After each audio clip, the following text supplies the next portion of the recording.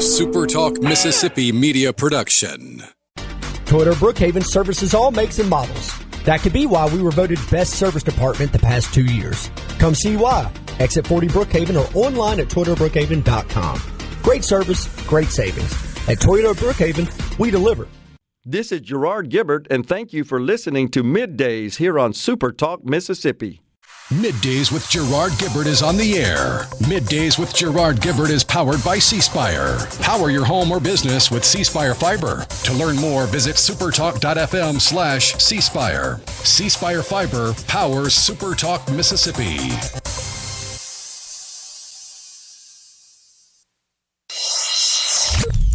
Get ready to go beyond the headlines and join a meaningful conversation with people from around the state. You're listening to MidDays with Gerard Gibert here on SuperTalk Mississippi.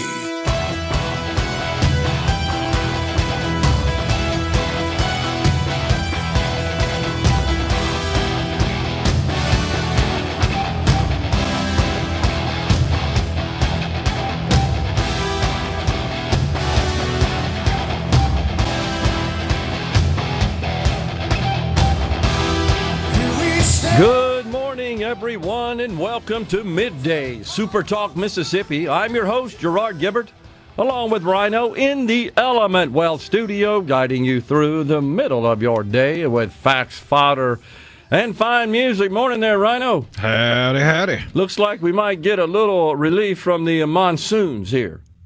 I wouldn't necessarily call it a monsoon yesterday. Well, over the weekend, my good God. Yeah, it never seemed like it was going to stop raining Saturday. That was relentless. Oh, my gosh, that was something. But we're all strapped in, ready to go here. I was just, you probably heard I had the phone going, listening to Stuart Varney on the Business Channel do a review of all the accomplishments by this president and administration, like over the weekend. Arguably more than Joe Biden and Democrat company accomplished in 4 years. But they would tell you, oh, no, we injected DEI into the policy complex. Huge win for Americans, right? It's amazing what can happen when you don't have an old fart dim bulb in the Oval Office. And let's be honest. Well, I applaud the president. I just want you to know, I don't agree necessarily with everything, and that's perfectly fine. But here's where I certainly applaud him. He don't stop. And that's what a president should be doing, rather than this, oh, it's time for a lid today. It's 1 o'clock in the afternoon. We'll see you in a couple of days kind of garbage. Americans deserve more than that from their president. It's incredible.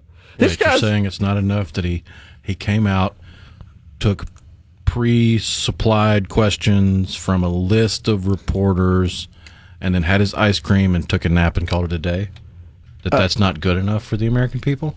Yeah, I'm going to go. I'm fairly certain that's racist. Well, if that's the case, I'm sorry, my friend. You'll just have to mark me down as being racist. What's not racist to Democrats? That list is pretty short.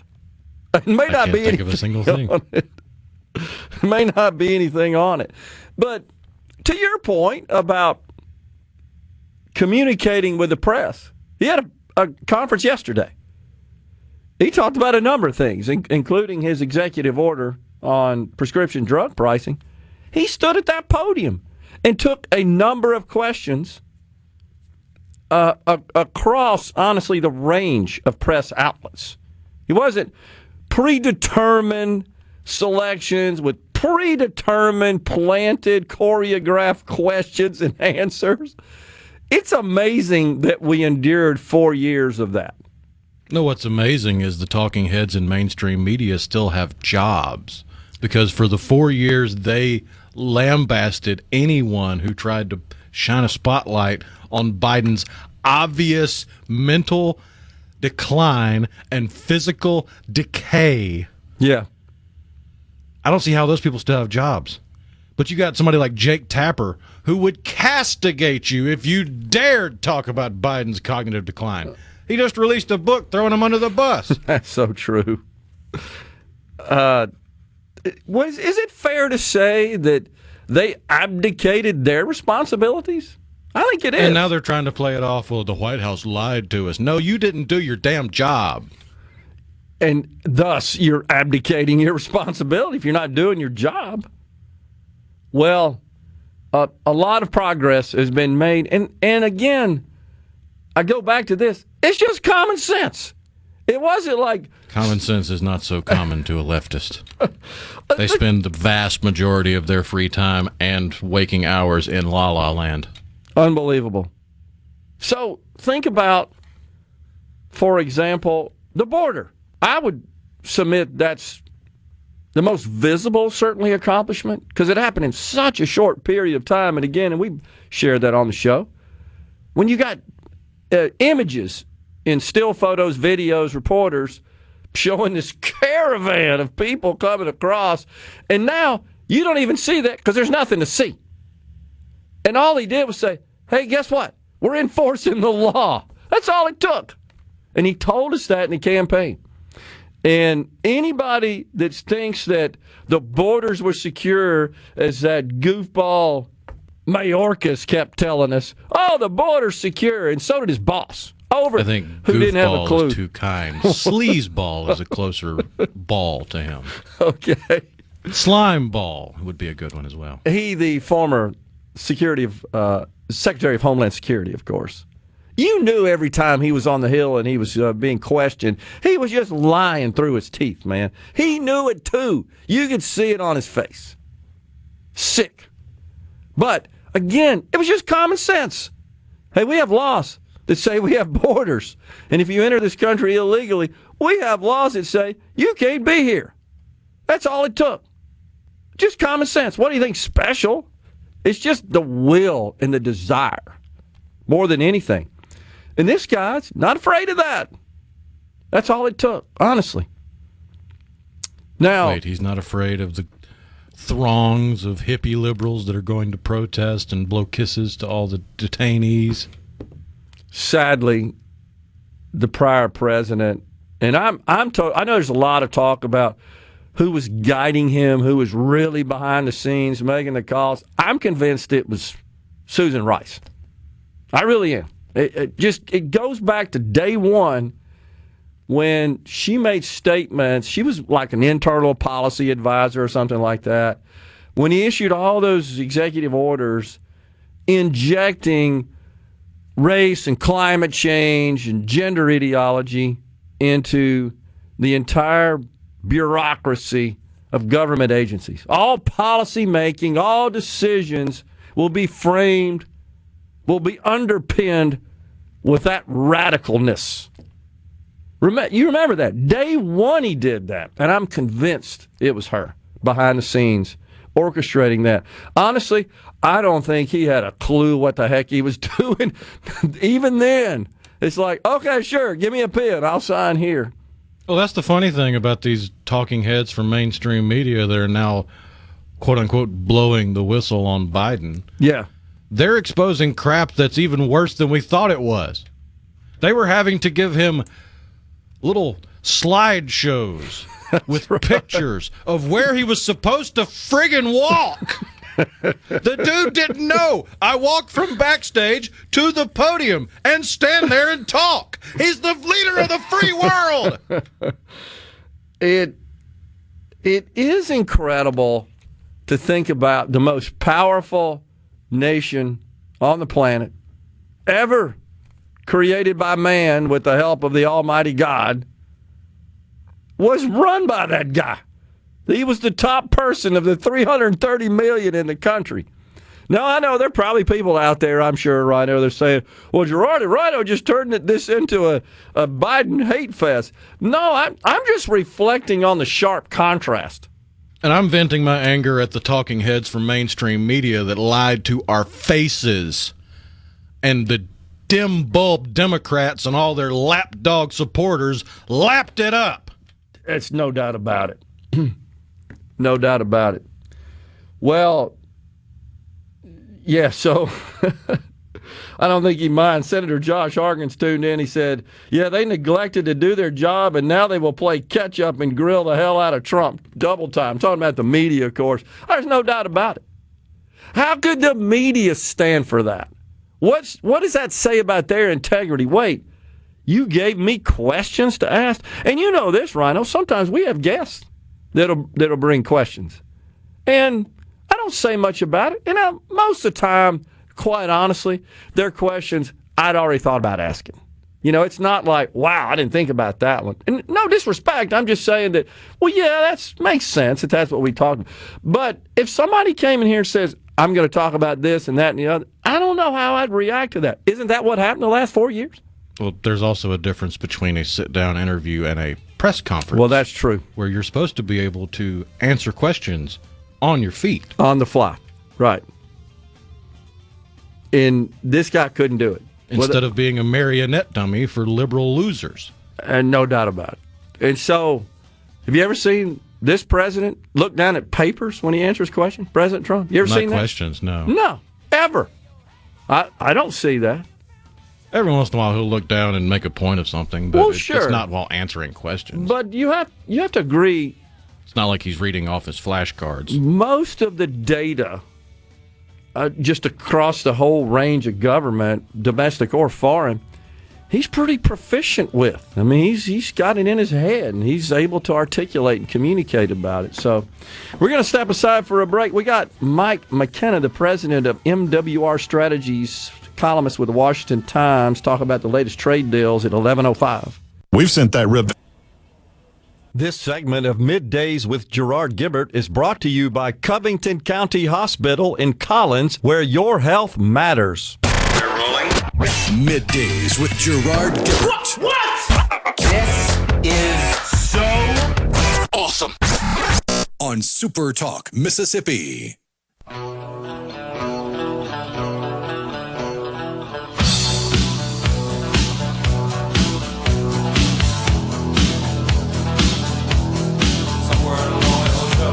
Guys starting to realize that eternal fate has turned its back on here. It's 2 a.m. It's 2 a.m. Fear is gone. It's 2 a.m.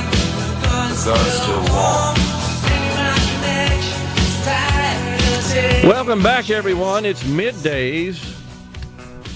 We're in the Element Wealth studio. Representative Sam Creekmore. He chairs the Public Health and Human Services Committee in the Mississippi House of Representatives. Will be on the horn on middays at 12:05. He'll share his thoughts on the legislation concerning PTSD and addiction treatments. This is also Mental Health Awareness Month. And then we'll see if he's got any news on the governor calling that special session to cobble together a budget for the state of Mississippi. I haven't heard a thing. Have you, Rhino? I mean, there's really no buzz, and I've talked to a number of legislators, and they haven't either.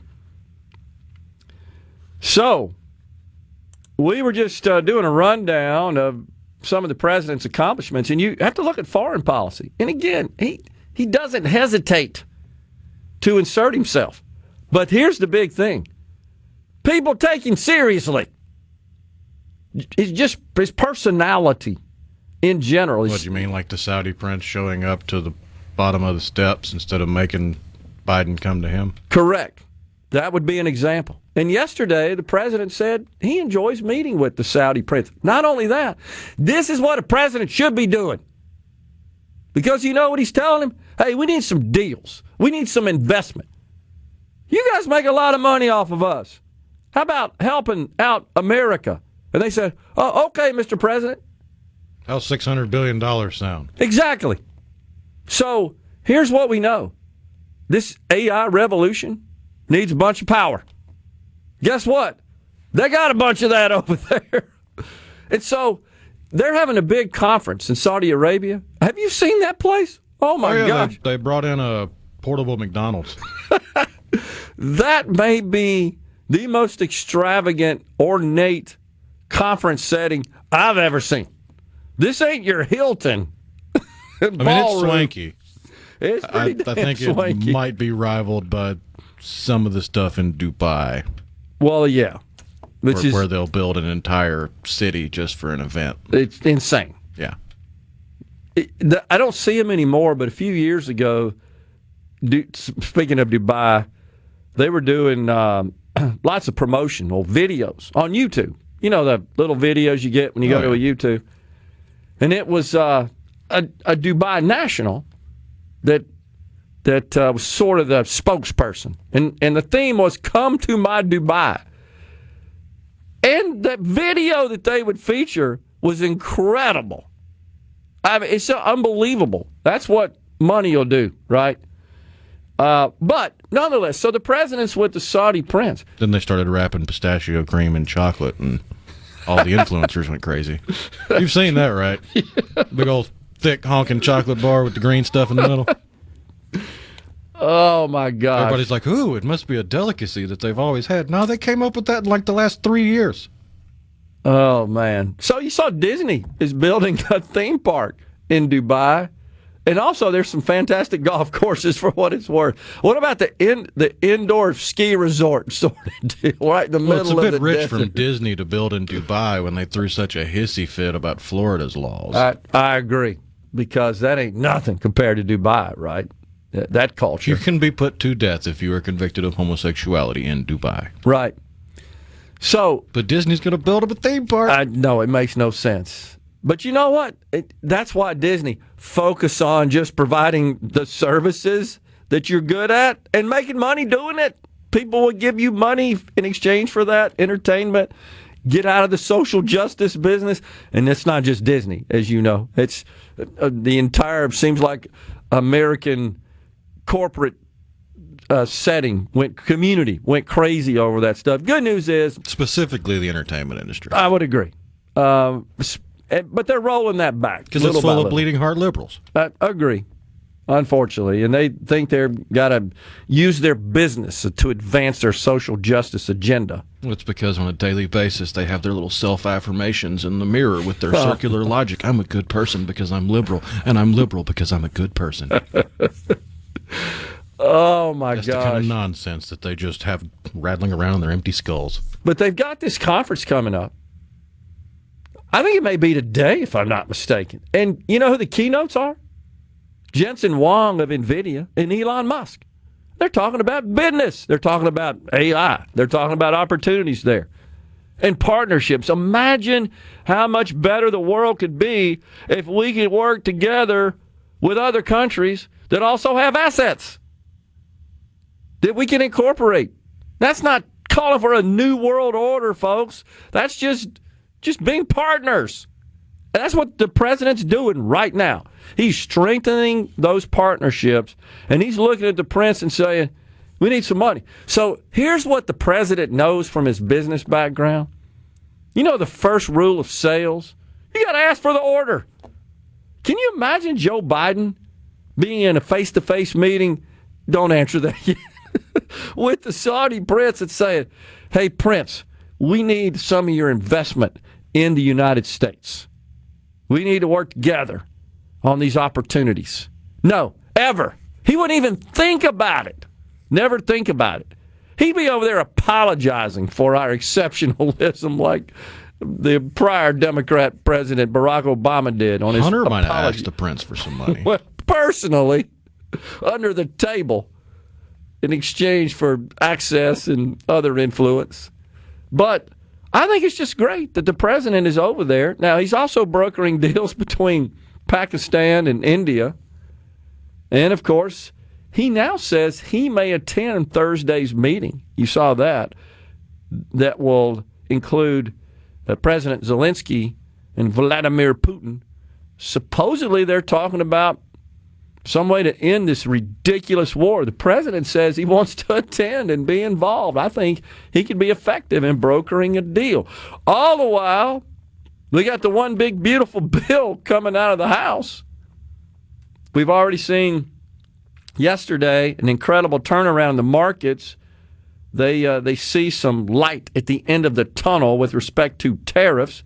And I honestly believe this was a situation where the president's sense of pragmatism essentially was an influencer in his willingness to work with China, the fact is both countries need a deal. They need a deal. But it's the president who brought it to the attention. It's still sketchy, some of the details. To a great extent, it looks to me like we're kind of returning to where we were. Maybe not quite exactly. I do think that he's been successful at getting China to open up their markets more than they have been in the past. But I do think the president said, maybe to himself, this is just my speculation, maybe this was a little much, too fast. I see the effect it's having on the markets. I see the effect it's having on the supply chains, et cetera, et cetera. We need to accelerate this deal and do something reasonable. And like all good negotiators, you always start with your best deal, and then when you see some chinks in the armor on the other side, you start coming to some common ground and work a deal out. So, by the way, the conference in Saudi Arabia, they're now broadcasting it live on the business channel. I'm watching it. The prince is at the podium. Looks like getting the event kicked off. So I think that's what happened there. With respect to the prescription drug prices, after doing a little more research yesterday on this issue, Rhino, it's really more of a request. You've seen this, right? It's not an absolute policy decree. I'm giving you 90 days. This is what the order says, asking drug makers to voluntarily reduce the prices of key medicines sold in the United States.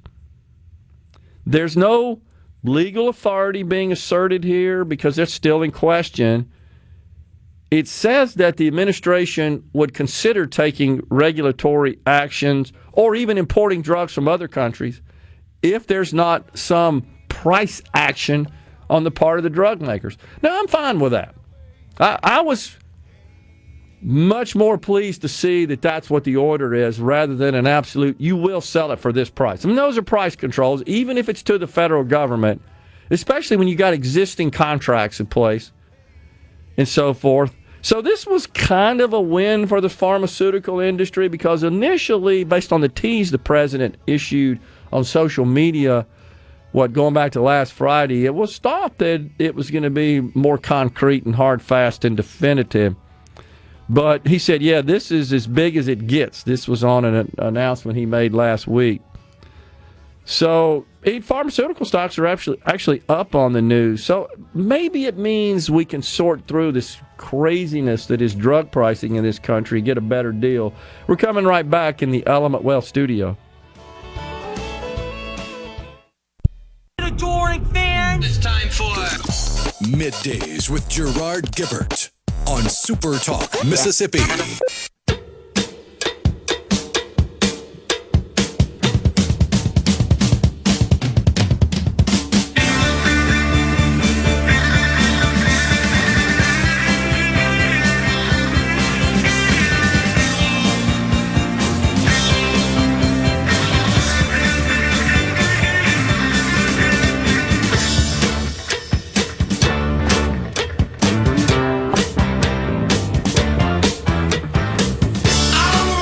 That's Mark, Don, and Mel, Grand Funk Railroad from Flint, Michigan. Mark Farner on the lead guitar there. Rhino usually played without a shirt on back in those days. He had hair about the middle of his back. Barefooted often as well. Man, he could kick it though, man. He was something. So, There is something about being on stage barefoot, though. what's that? You just feel more relaxed. They made some good music, in my opinion. That was probably, I'm going to guess the date. 73? 4? Help me out there. 73. There you go, baby. That's when they were in their prime. But that edition was the 2002 remaster. Oh, okay. Didn't know that. All right, so the event I was referring to, it is titled Saudi U.S. Investment Forum That's excellent. And the president is speaking right now. The camera just showed a shot of the front row there, of course, the prince and the entourage, right behind Elon Musk in a suit. This is awesome. This is great. This is what a president should be doing. And you can see the crowd, of course, they're all, well, I'm not even exactly sure what you call the clothing, the white and the red and white checkered headdress they wear. What's all that called? I apologize, I don't even know. But that's how they dress in their culture. And it's the crowd. Oh, it's full of people dressed like that. Of course, you're in Saudi Arabia. And the stage itself is giant. And on one side is a big screen that's got the American flag, and on the other side is a big screen that's got the Saudi Arabia flag. The president's right in the middle at the podium, and he's addressing the group right now. It's incredible. This is great. This is what a president should be doing. I know, I'm repeating myself. I just say again, this is what happens when you put a business person in that office who thinks about creating wealth. And he looks to leverage the assets at his disposal to negotiate deals with others who can provide some value to help us create wealth and opportunity in this country. Taking care of his constituents makes perfect sense. It's awesome. So let's see, on the C Spire text line, Tim from Tupelo says, a beautiful sunset is racist to a Democrat. Mose says, it amazes me how clueless the left is concerning the airplane from Qatar. Any gift given to the president worth over a certain amount, for some reason $648 comes to mind, must be turned over to the GAO, and they decide how to dispose of it. I kind of have mixed feelings on this. On the one hand, somebody wants to give you a $400 million airplane. Okay, have at it. On the other hand, it appears, it could show the appearance, project the appearance. They're trying to curry favor. So it's a concern. Look, let's be honest. If they were doing this to Joe Biden, we'd be freaking out about it. I think most people would be. You're shaking your head on it. Because the Air Force One is supposed to have been replaced, and they keep dragging their feet because Boeing's more worried about DEI nonsense than actually fulfilling the contract that they're now late and over budget on. Shame on Boeing. And maybe this will light a fire under their butts. They've had their share of problems, no doubt, and there's no doubt you're exactly right. They went all in on the DEI garbage early on. They were one of the early adopters. And there's no doubt that has had a negative impact on that once great American company that I hope is going to return to being a great American company. We certainly should be able to make airplanes for our president to fly around in. But you're right. Cost overruns, delays have been ridiculous. So it's kind of embarrassing, honestly, when a foreign country says, hey, we got one ready to go right here, Mr. President.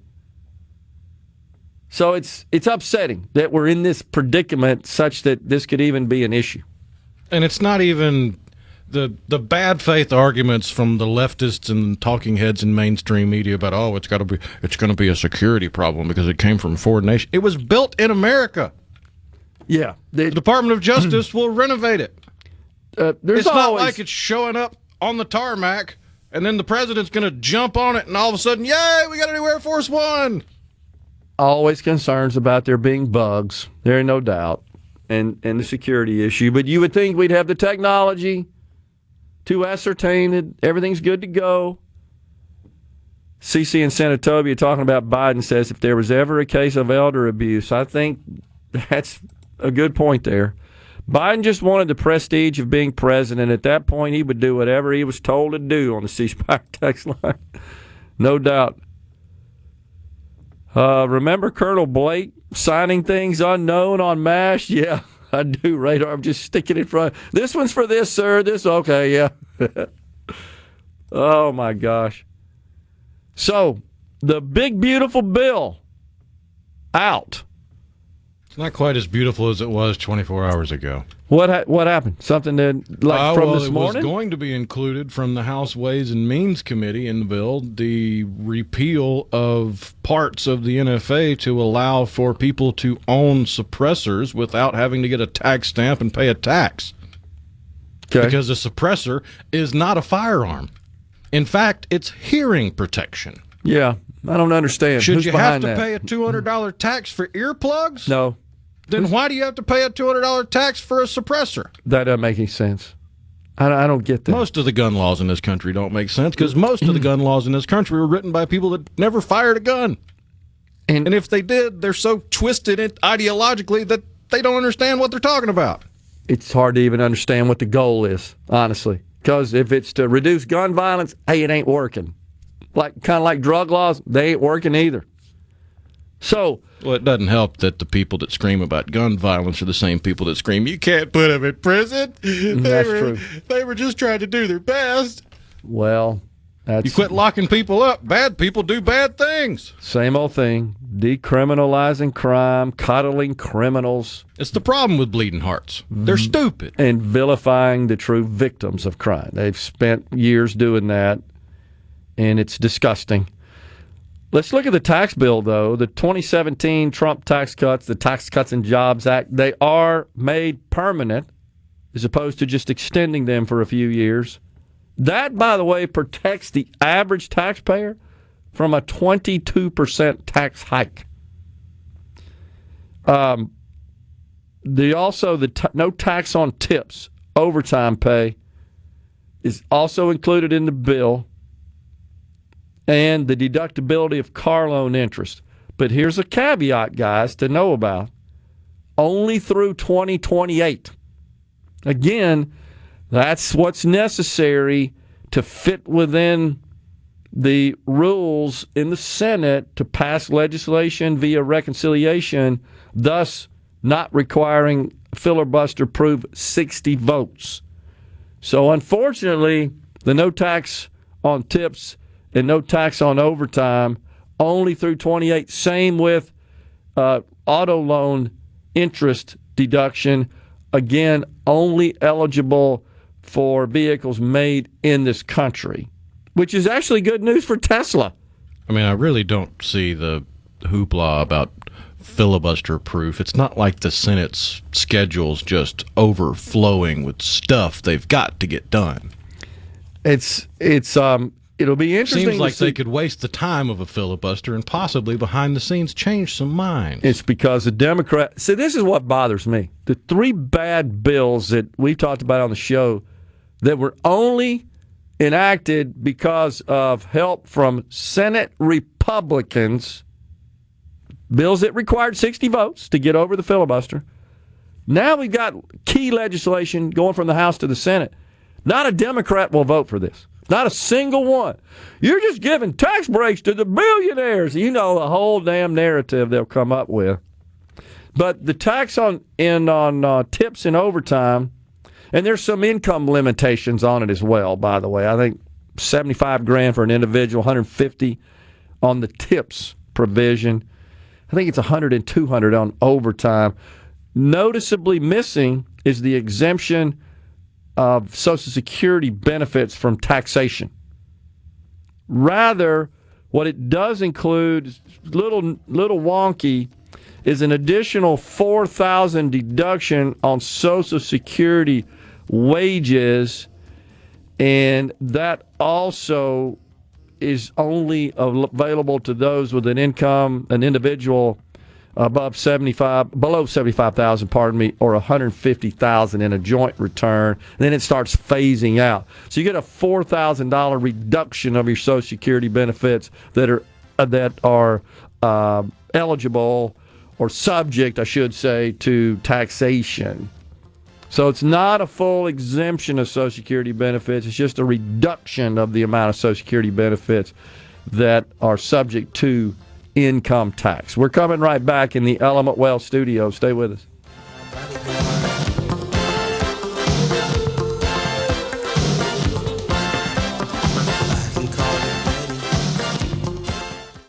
The one. Come on. Middays with Gerard Gibert All right, we are back. on SuperTalk, Mississippi.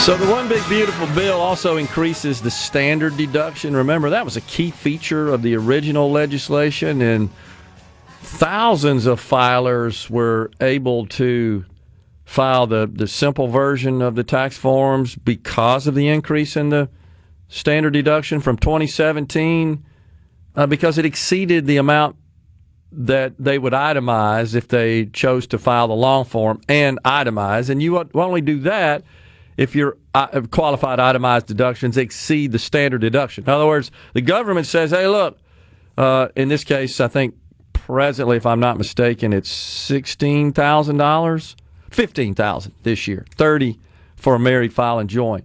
So if your itemized deductions, that would be like mortgage interest, state and local taxes, things of that nature that would qualify as itemized deductions. If it adds up to less than that, you just take the standard deduction.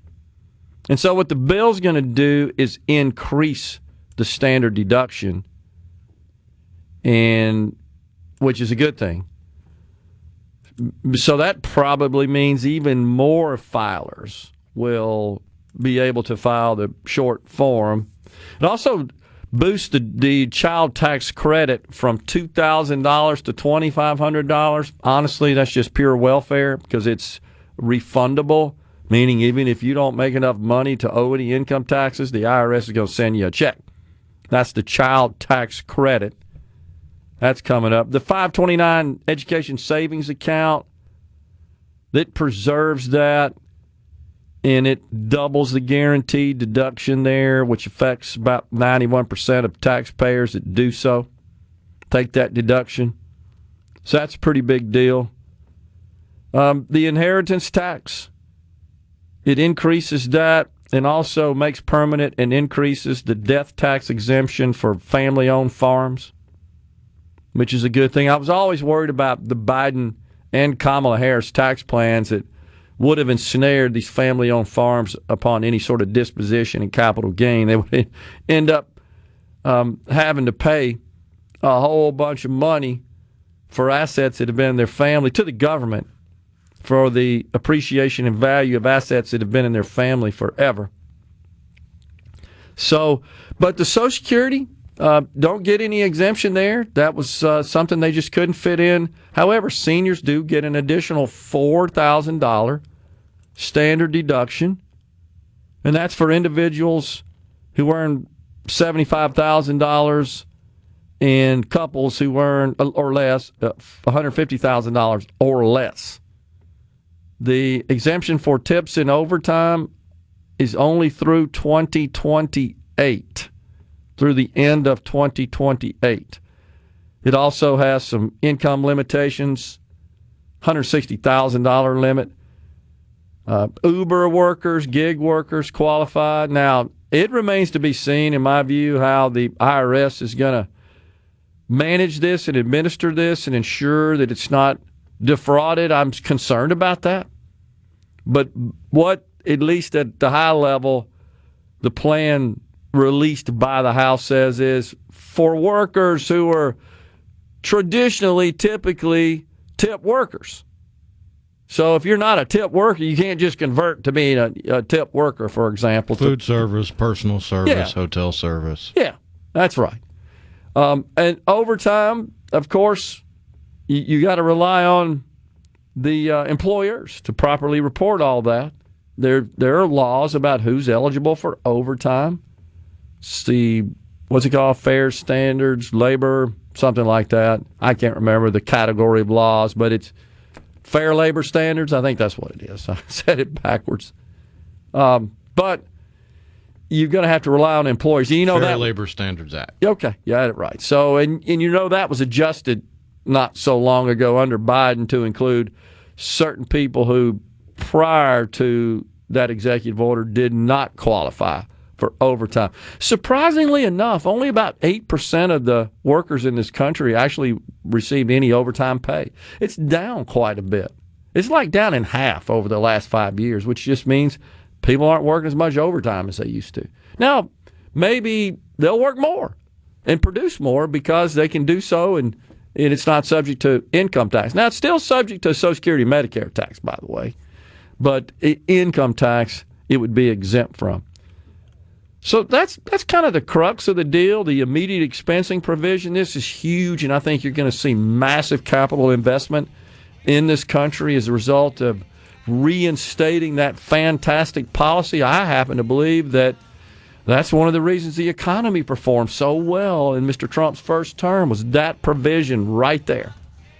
It's just massive incentive to say, wait, I can go spend all this money, which enriches the people who sells it to them, certainly provides value to those companies, and I can deduct it all. I'm in. And that's what the Democrats say. Well, these companies didn't pay any federal income taxes. Right, because they spent a whole bunch of money on capital equipment, which, you know what, that creates jobs and wealth, and it was exempt from income tax. Get over it. Who wants to send it to the stupid federal government who just pisses it away, honestly? It's time for a break here on Middays. Fox News, SuperTalk News. Mike McKenna is next. The hour of Middays with Gerard Gibert is brought to you by the Mississippi Business Journal. Visit msbusinessjournal.com. Scott Coopwood, publisher and president. Welcome to the show that challenges you to think deeply and look beyond political posturing. You're listening to Middays with Gerard Gibert here on SuperTalk, Mississippi.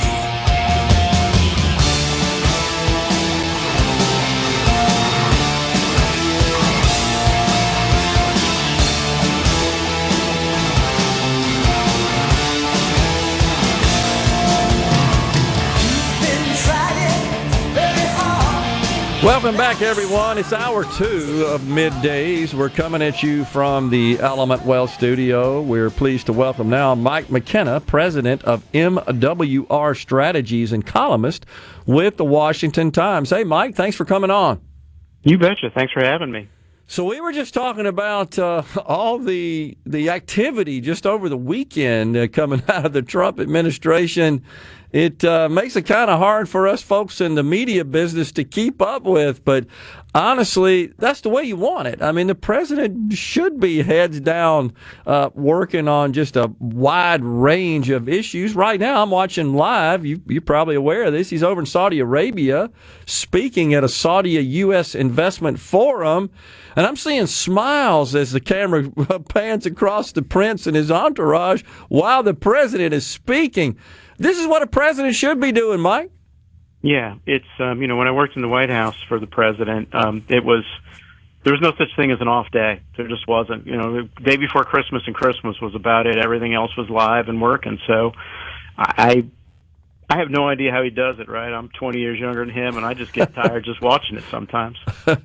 It's fascinating. So let's talk about the trade deals. I mean, we got big news yesterday. Actually, broke Sunday.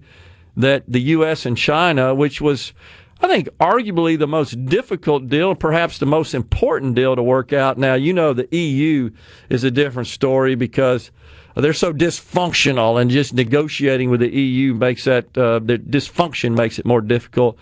But it looks like the president, Xi Jinping, worked something out. It kind of feels like we almost started back to where we were. So it's a little hard to tell with respect to the details, but your thoughts about this thing kind of coming to a head in a relatively short period of time?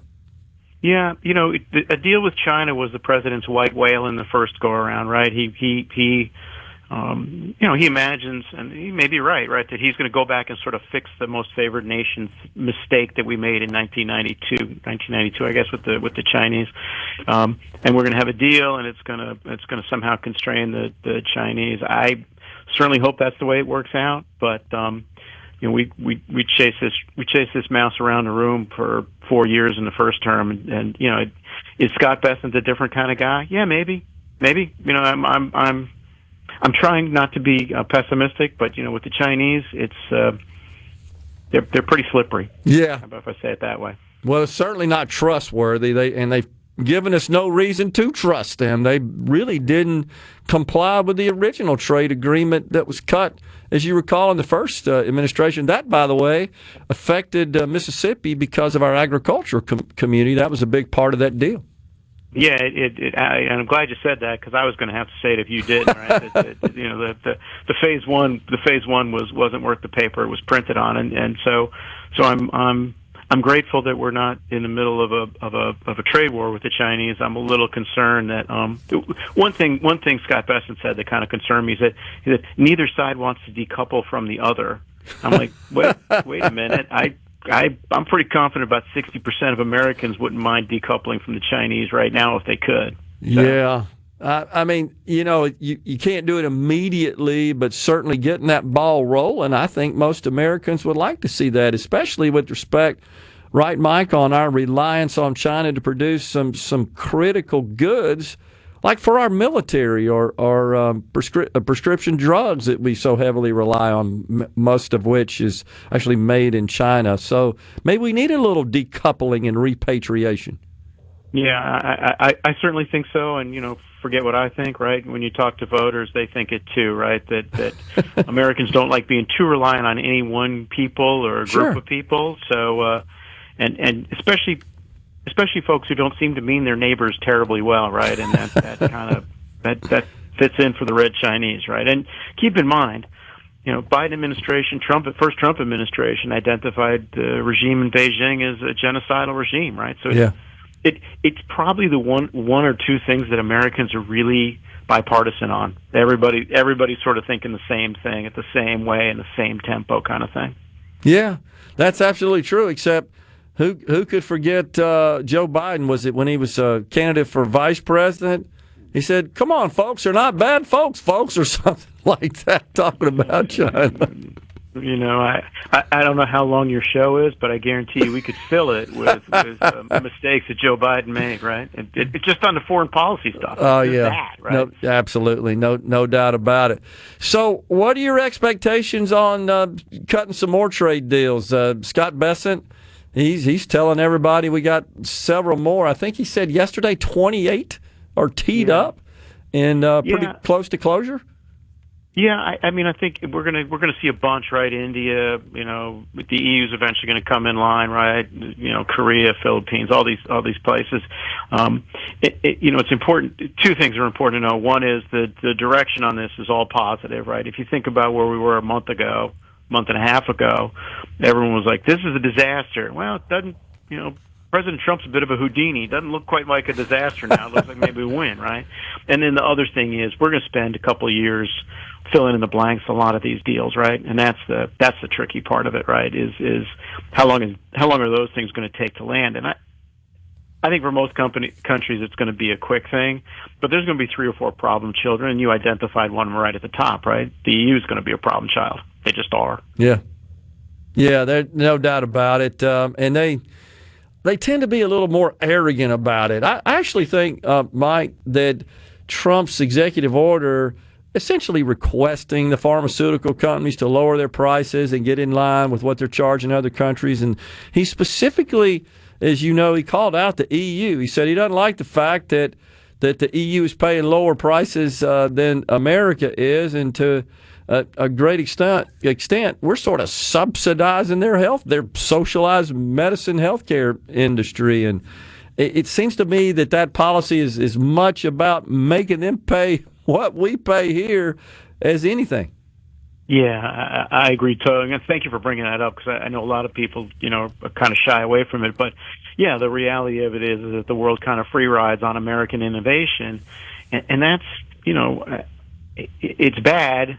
On the other hand, you don't want to kill the innovation off because it's saving lives, right? And I think the president gets that, and I think that's going to be one of the main sticking points with the EU, right? With the conversation, or the trade conversation with the EU, because as you point out, a lot of times the only thing the EU guys have is arrogance, and that's a huge problem, right? Yep.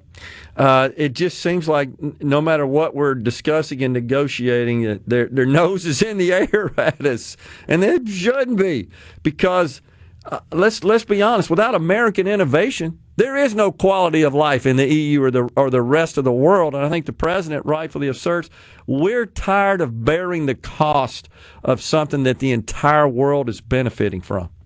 Yeah, I'm grateful he said that, right? I'm grateful he's going down this path. I'm a little nervous about where it turns out, right? Like I said, the one thing we don't want. I agree. We don't want to, yeah. And I think everybody agrees, right? You know, you look at innovation, like how many lives are you saving? Right? Thousands, right. Tens of thousands every year. And, you know, I can't think of a family in the United States that isn't, you know, which doesn't have someone whose life is being extended and preserved and made better by American pharmaceuticals. And that's the way it is, right? And I get it that, you know, we're getting unfairly treated. We need to get fairly treated, and we need to keep the innovation. I think the president's going to be the kind of guy who can make that thing happen. I think you're right. I think more than anything, he's calling attention to the disparity there. Would you agree? I agree, which is why, you know, I never worry about the president coming to the right answer. Sometimes I worry about his staff coming to the right answer, but I never worry about the president coming to the right answer. And we could make the same argument about tariffs. He just exposed the disparity. Yeah, and you know, he's a bit of a showman, so it was a bit loud at the beginning, a bit confusing, a bit noisy, a bit like lots of bells and whistles going on, and then eventually it settled in. And like I said, you know, here we are 6 weeks later, and, you know, I'll be damned if he wasn't right and the staff wasn't kind of nervous. Yeah. Yeah. You think the market's overreacted initially, Mike? Yeah, I think so. You know, my wife keeps a tracker on how much money we lost right for the first month or so, so she wasn't the only one, I suspect. But, you know, everyone's coming back to reality now, and that's, you know, that's super important. And you saw, I don't know what it closed at yesterday, but it was like 1,000 points up when I last looked. I probably shouldn't say this, but it's hard to take the market seriously sometimes, right? They're kind of little girls listening to gossip sometimes. Well, especially when you consider how automated all that is and how much that moves markets without any human intervention whatsoever, just reacting to news inputs, and sort of lacks that human discernment. Yeah, I'm going to have to agree with you 100% there. Mike, we certainly appreciate you joining us. I look forward to talking to you some more in the future. Mike McKenna, president of MWR Strategies, also a columnist with the Washington Times. Take care, Mike. Thanks a lot. Thanks so much for having me. I appreciate it. You bet. Folks, we're stepping aside for a break. We're in the Element Wealth studio.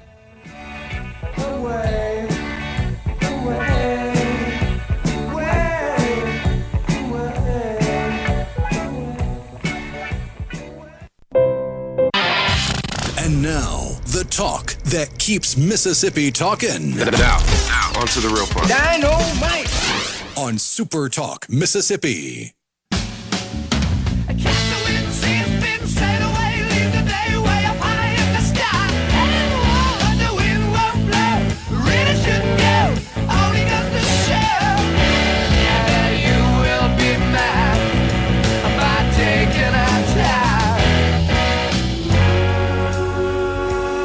Little Led Zeppelin.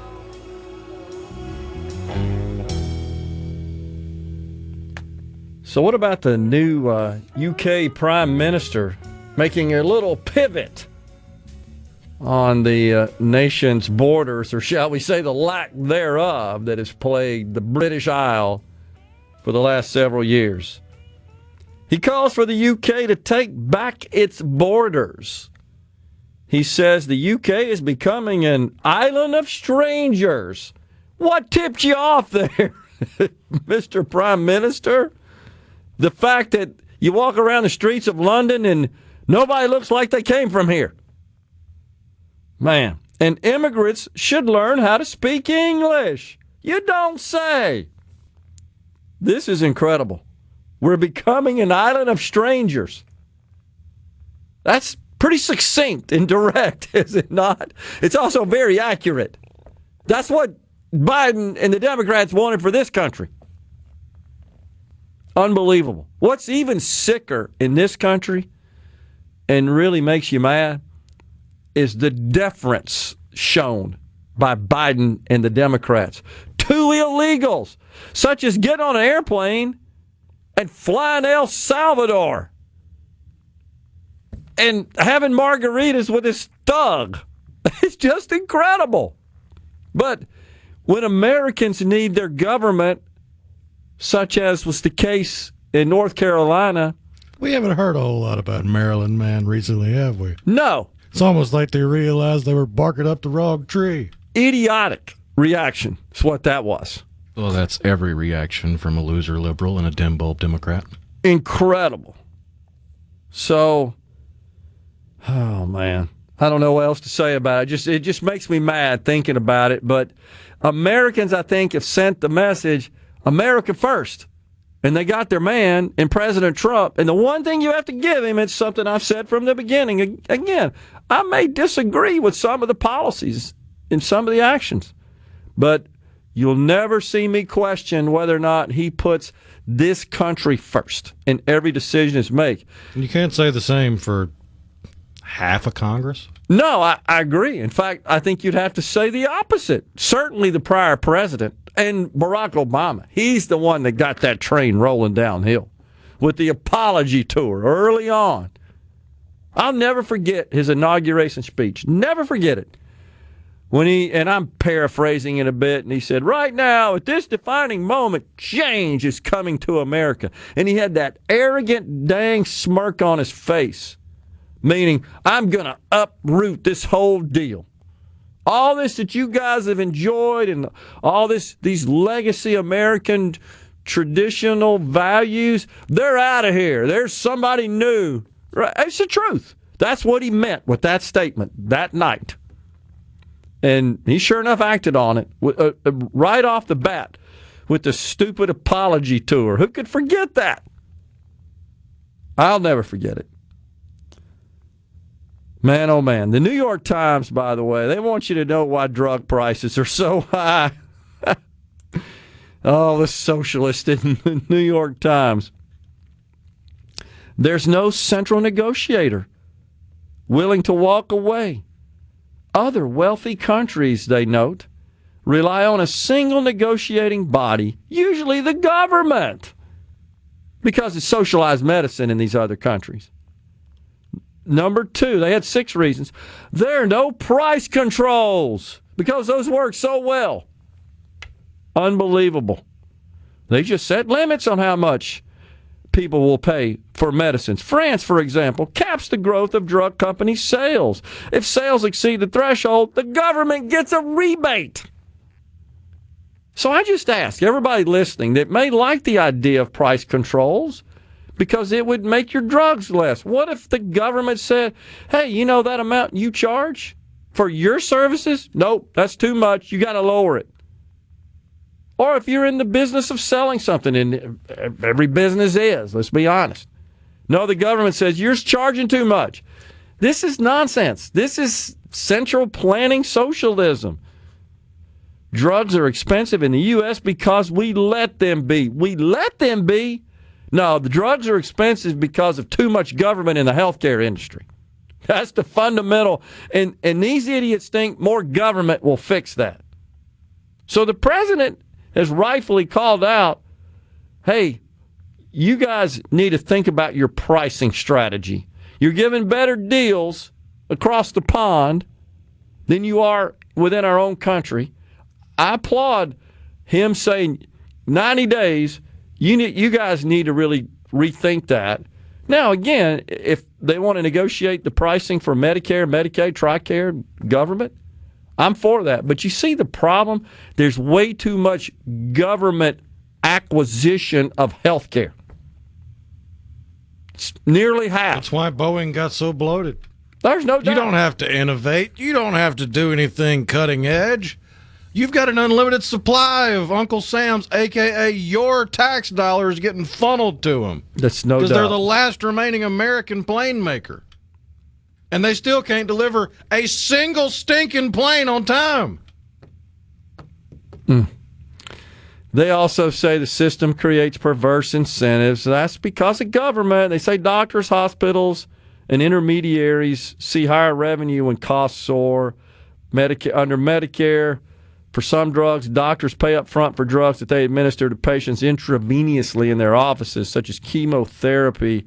To recoup that cost, they send a bill to Medicare for both the cost of the drug and a percentage of that cost set by Medicare to cover their overhead. So all you need to know is it's government screwing it up again, because Medicare is government. Oh, my gosh. The system is fragmented and complicated. Well, I agree, because government is in the middle of it. The patent gaming keeps prices high longer. There should be some patent reform. I would be okay with that. I think that's as critical as anything, honestly. And that's reasonable policy where government should be involved. And this is the other thing that they claim is a problem. This tips you off as to what kind of people there are at the New York Times. Drug prices are what the market will bear. Imagine that. It is funny that that's below patent gaming. That's exactly right. That's totally right. I got curious about just how much these drug makers make in this country. And you may find it a little surprising that the net income of these major companies, and I'm not saying it's nothing, I always think of it in terms of relative to other industries and other companies, just as an industry segment itself, what the profitability is like. The most profitable of all, Pfizer. They made $31 billion last year. Johnson & Johnson, at number 2, made $17 billion. Merck made $14. Roche made $13. I've never even heard of this one, Rhino. AbbVie, A-B-B-B-I-E, capital V, capital A-B-B, capital V-I-E, 11.8. BioNTech, $10.3 billion, of course. Nordisk at $8.8 billion. And Moderna at $8.36. Novartis at $7. That's the top 10. Now, just for comparative purposes, the total combined net profit of the top 9 equals Apple. Total combined net profit of the 9 most profitable, biggest pharmaceutical companies equals Apple's annual net profit in a year. Why aren't we complaining about that? Some people may be, actually. They did just recently announce a possible price increase. You saw that on iPhones. But in general, you don't hear a lot of gnashing of teeth and wailing of tears about the cost of iPhones. Because you can't buy an iPhone in France for $3 and a promise. Agree. While you got to spend $3,000 over here. It's a disparity that aggravates people. I agree. And we've had some people on our text line. Pharmaceuticals make 70% of their profit from American citizens in this country. And the American population compared to the population of the globe is what? 4.5%, 5%? I think that's right. So they're bilking us. Agree. But I say again, it's because of government. It's because of government. That's their largest customer. It's also part of greed. Because you have to be eat up with greed to go to the government and require patent protection for a brand new drug, even though all you did was take 2 existing drugs and throw them together in the same capsule. Or you just changed the dosage on that muscle relaxer from 10 milligrams to 7.5, and all of a sudden it's magically a new patent. The patent gaming, I agree, does fit into the category of greed. However, charging what the market will bear and maximizing profit, I do not consider greed. But working within sort of these regulatory frameworks, such as patents, to your benefit, yeah, that's you don't deserve that. That's why I consider it greed. We're coming right back. Stay with us. Bicycle, bicycle, I want a bicycle race. Middays with Gerard Gibert. It is on. On SuperTalk, Mississippi.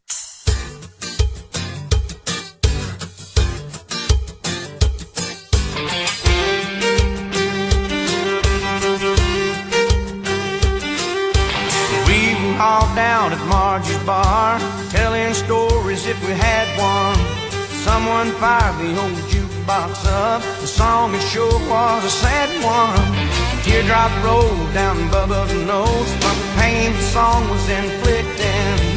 And all at once he jumped to his feet. We're back with you in the Element Well studio. So the president just announced, as part of his keynote speech at this U.S. Saudi Arabia Investment Summit, is what it's called, he hopes Saudi Arabia joins the Abraham Accords and recognizes Israel, quote, in your own time. That's a pretty big deal there. That would be great news for the region. We need stability in the region. And let's be honest, we need stability everywhere in the world. Without stability, we can't have prosperity. I mean, safety, of course, is paramount, and that's a huge aspect of stability. But you also can't prosper. Not only that, not only is it an essential ingredient that undergirds prosperity, but you're consuming so much resources dealing with instability, because there's nutcases out there that want to do stupid stuff, and the whole world ends up suffering because of it. It's no different than crime, domestic crime. You can't have prosperity without law and order. And much like Democrats screw up law and order in every city they control, they screwed up the lives and livelihoods of soldiers fighting against terror with their idiotic and asinine rules of engagement. Yeah. Totally handcuffed. Yeah, no doubt about it. The president also just announced that he will order the end of sanctions on Syria. How about that? So he secured $600 billion in investment commitments with agreements to boost defense and technology ties. This was all part of his visit to Saudi Arabia. But this announcement that he's going to end sanctions on Syria is a pretty big deal. A little surprised at that. He also praised Crown Prince Mohammed bin Salman in his address, and you could tell, man, because the prince was smiling from ear to ear and often putting his hands together in the prayer gesture, thanking the president for his remarks and his flattery of the Saudi. But when you're invited and you're on their turf, that's what you do. I don't think these Democrats get that. I really don't. Well, it's because they wake up every day looking for an opportunity to scold someone. I think that's right. But this isn't... Because they're deeply unhappy, unserious people. And this isn't seeding America in any way, shape, or form here. It's just being gracious. It's being courteous. It's being professional. It's exhibiting leadership. But a liberal leadership. can't be courteous unless they understand you check the proper boxes to be worthy of their courtesy. So just the fact that you're just basic human courtesy and respect, and when you're on someone else's turf in particular, that no, doesn't you got to enter make sure it's in the right context. Oh. You can't be courteous to someone who's literally Hitler, even though they agree with 99% of what you say, but they don't toe the line 100%, so obviously they're Hitler. Unbelievable. On the C Spire text line, I was going through the list of the top 10 pharmaceutical companies in terms of annual net profit. One of the companies I wasn't familiar with, ABBVIE, capital V, makes Humira, a big Crohn's disease drug. Okay, I guess I spelled it. It's Humira. Humira, yeah. Okay. Yeah, well, thanks for pointing that out. Another one you might have heard commercials for is Skyrizi. Yeah, that's right. Absolutely. They also do a lot of work with Botox. But speaking of TV ads... Yep. I would be totally fine with doing away with pharmaceutical TV ads. I have mixed feelings about that. If I can't see the Flintstones selling me Winston cigarettes, then we've already set the precedent. I agree, and I'm not sure I agree with that either, honestly. So either bring back the Flintstones hawking cigarettes or get rid of people in bathtubs overlooking sunset selling erectile dysfunction drugs in the middle of a freaking game. Which is crazy. I completely agree. with you on that. So let's be consistent in that respect. This is something that because RFK if you're Jr. of legal age, you can go to the store and buy however many cigarettes you want, but that can't be advertised on TV. Yep. But you can't just go to the store and get these prescription drugs. You got to go through a government-sanctioned intermediary. Yeah. So why the heck are they advertising to you in the first place? It and really the airwaves other are full than of to them. buy and curry favor with the news. And that could absolutely be right. I hear you on that, and I don't know. But the free market person in me says we shouldn't ban that. But you're right. We already have a precedent for it, and I'm not sure how effective that was. I don't really know. I don't know that there are any studies, and if you could link any sort of decrease in smoking, for example, to the elimination of television advertising. I don't know if you can or not. I don't think that's been a big issue that influenced in that regard.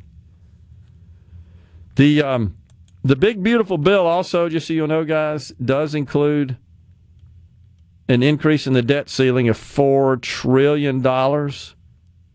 That's to cover 2 years of debt, and that indicates to you, of course, that the deficits will continue to the tune of $2 trillion a year.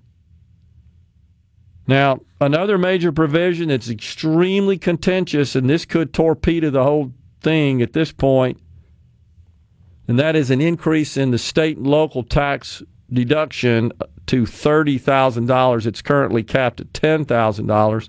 This would apply to both individuals and couples filing jointly, but it starts phasing out once your income as an individual is more than $200,000 or couples of $400,000. Now, honestly, a couple making $400,000 or more in these high tax states, high cost of living states, aren't really just rolling in dough, and it's not out of the ordinary for them to have huge state and local tax bills that they seek to deduct. The original premise behind that provision limiting it to $10,000 in the 2017 Tax Cuts and Jobs Act was really to encourage those states to get right with their state and local taxes, and also to sort of shift the burden away from taxpayers who don't live in those high tax states, state and local tax states, that are essentially sort of bearing the burden of those who do, because they get to write that off on their taxes. And thus, by limiting it to $10,000, we were able to implement a lower tax structure for everybody else. So there's New York Republicans in particular have issued a threat to the Speaker, said the $30,000 cap is insulting, their words, to their voters. Now think about that, folks, in the state of Mississippi. How many out there listening could say they have state and local taxes that exceed $30,000? That's a bunch. In Mississippi, you likely pay more on sales taxes than you do income taxes. It's pretty close, I bet, the average person, because we already have a very low income tax rate. That's even before we start phasing it out further based on legislation that just passed, HB 1 here in Mississippi. But several of the lawmakers in the House have said, yeah, this isn't going to work. We got to do more than that. And then there are just concerns about the savings aspect of it, of this one big beautiful bill. In focus there, the Medicaid program. You know, I think the Republicans had a chance to do something more meaningful here, but they honestly kind of swung and missed with respect to Medicaid. There is going to be included in the bill the imposition of work requirements for the able-bodied adult coverage group. That would be those who are covered through so-called Medicaid expansion, of which 40 states have leveraged. So there plan is to impose these work requirements. It's expected that about 8 million people would lose coverage as a result of that. I really don't get that, why it would be that high. Most of those are, of course, left-leaning outfits that project that it would be that high. Now, you could satisfy the requirement if you're either a student, you're involved in community service, you're a caretaker. I don't know how the world they're going to verify all that stuff. I get worried about programs with those kinds of complicated sort of provisions. But it's expected to save about $880 billion over 10 years if this should happen and reduce Medicaid spending from what it's expected to rise. It's still an increase in spending, just less. We're coming right back in the Element Wealth studio.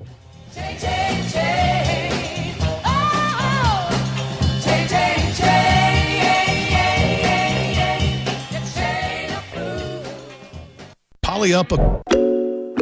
You know what that means. Middays with Gerard Gibert. We'll do it live. On SuperTalk, Mississippi.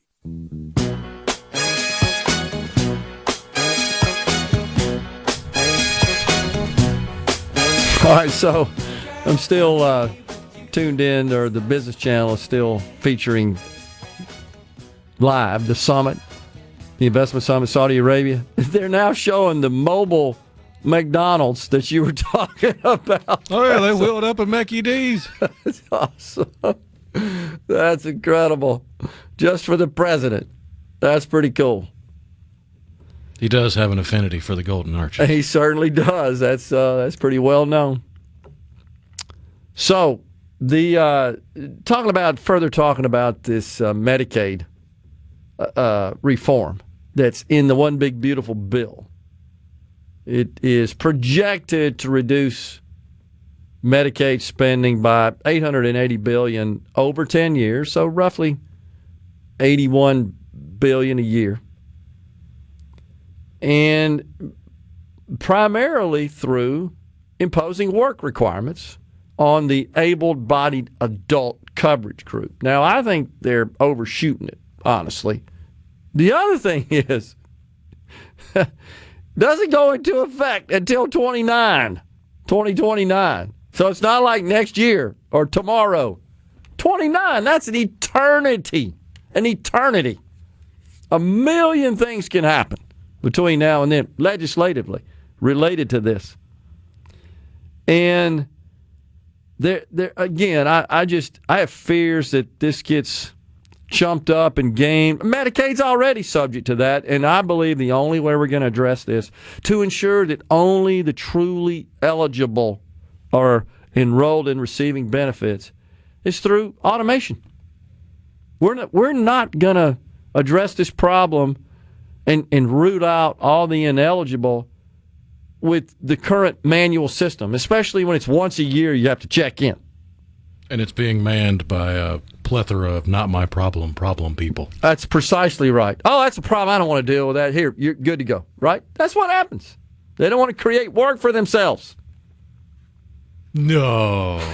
No. A government employee being lazy? No, it's ain't so. So school and volunteering also count. Now, how in the heck do they verify? Who's verifying that? I'm not sure anybody is.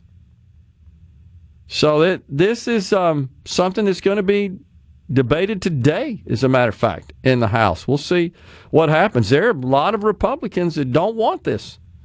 I'm shocked at Josh Hawley. He's one that I've lost all respect for that guy. I just don't think that he represents my values. I just put it that way, especially when it comes to free markets and business. So I still think it's perverse that the feds pay 90% of the cost of the able adult eligible Medicaid population, but only 50 to 77%. Mississippi, the highest, 77%.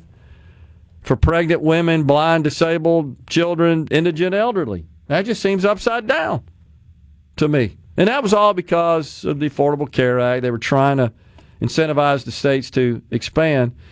Now, even if we eliminated the expansion coverage group, keep this in mind. Most of those people would still qualify for zero-cost coverage in the exchanges. And right now what happens is if you go apply for coverage in the exchanges, based on your income, of course, being between 100 and 138% of the federal poverty level, they send you to Medicaid. It makes no sense. And I, to this day, can't figure out, well, how's anybody enrolled in that? Well, they would be enrolled in that coverage group in states that have it. In Mississippi, we don't.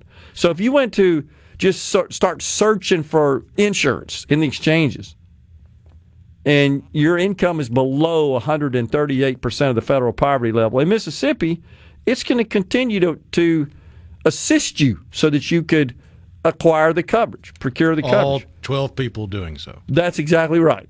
That's part of the problem because nobody knows about it. To a great extent. Well, it's not even that. It's if your income is 138% of the poverty level or lower, you're likely not thinking about, I need insurance. Oh, yeah, completely. You're agree. likely thinking of, all right, I got to turn the lights off more because the power bill's high because it's getting hotter and I want to run the AC. I completely agree because, if you get sick, you just head down to the ER and they're going to take care of you even if you can't pay. And so we're going to bear that cost. The only point I'm trying to make is even if we started changing the coverage group, we have this overlap, and I've never understood the overlap. Nobody's ever been able to explain to me why we have this overlap. Wait, you qualify for Medicaid and zero-cost premium coverage, commercial coverage in the exchanges? And the government directs you to Medicaid because that's actually cheaper. It's cheaper to cover a person under Medicaid than to subsidize their commercial coverage. It seems to me like we just ought to make Medicaid for everything below 100% of the federal poverty level. As far as the able-bodied coverage group I'm talking about. I'm not talking about the blind, disabled, impoverished, or indigent elderly. And let those people buy commercial coverage in the exchanges. I've never understood that. Now, that comes at a cost, by the way, to the taxpayers, to the tune of about $100 billion a year. That's what subsidies. And I haven't seen that. I don't know where it stands in the bill. But the zero-cost enhanced subsidies, which were passed in the Inflation Reduction Act under Joe Biden, we're coming right back with Sam Creekmore. Get ready to go beyond the headlines and join a meaningful conversation with people from around the state. You're listening to MidDays with Gerard Gibert here on SuperTalk, Mississippi.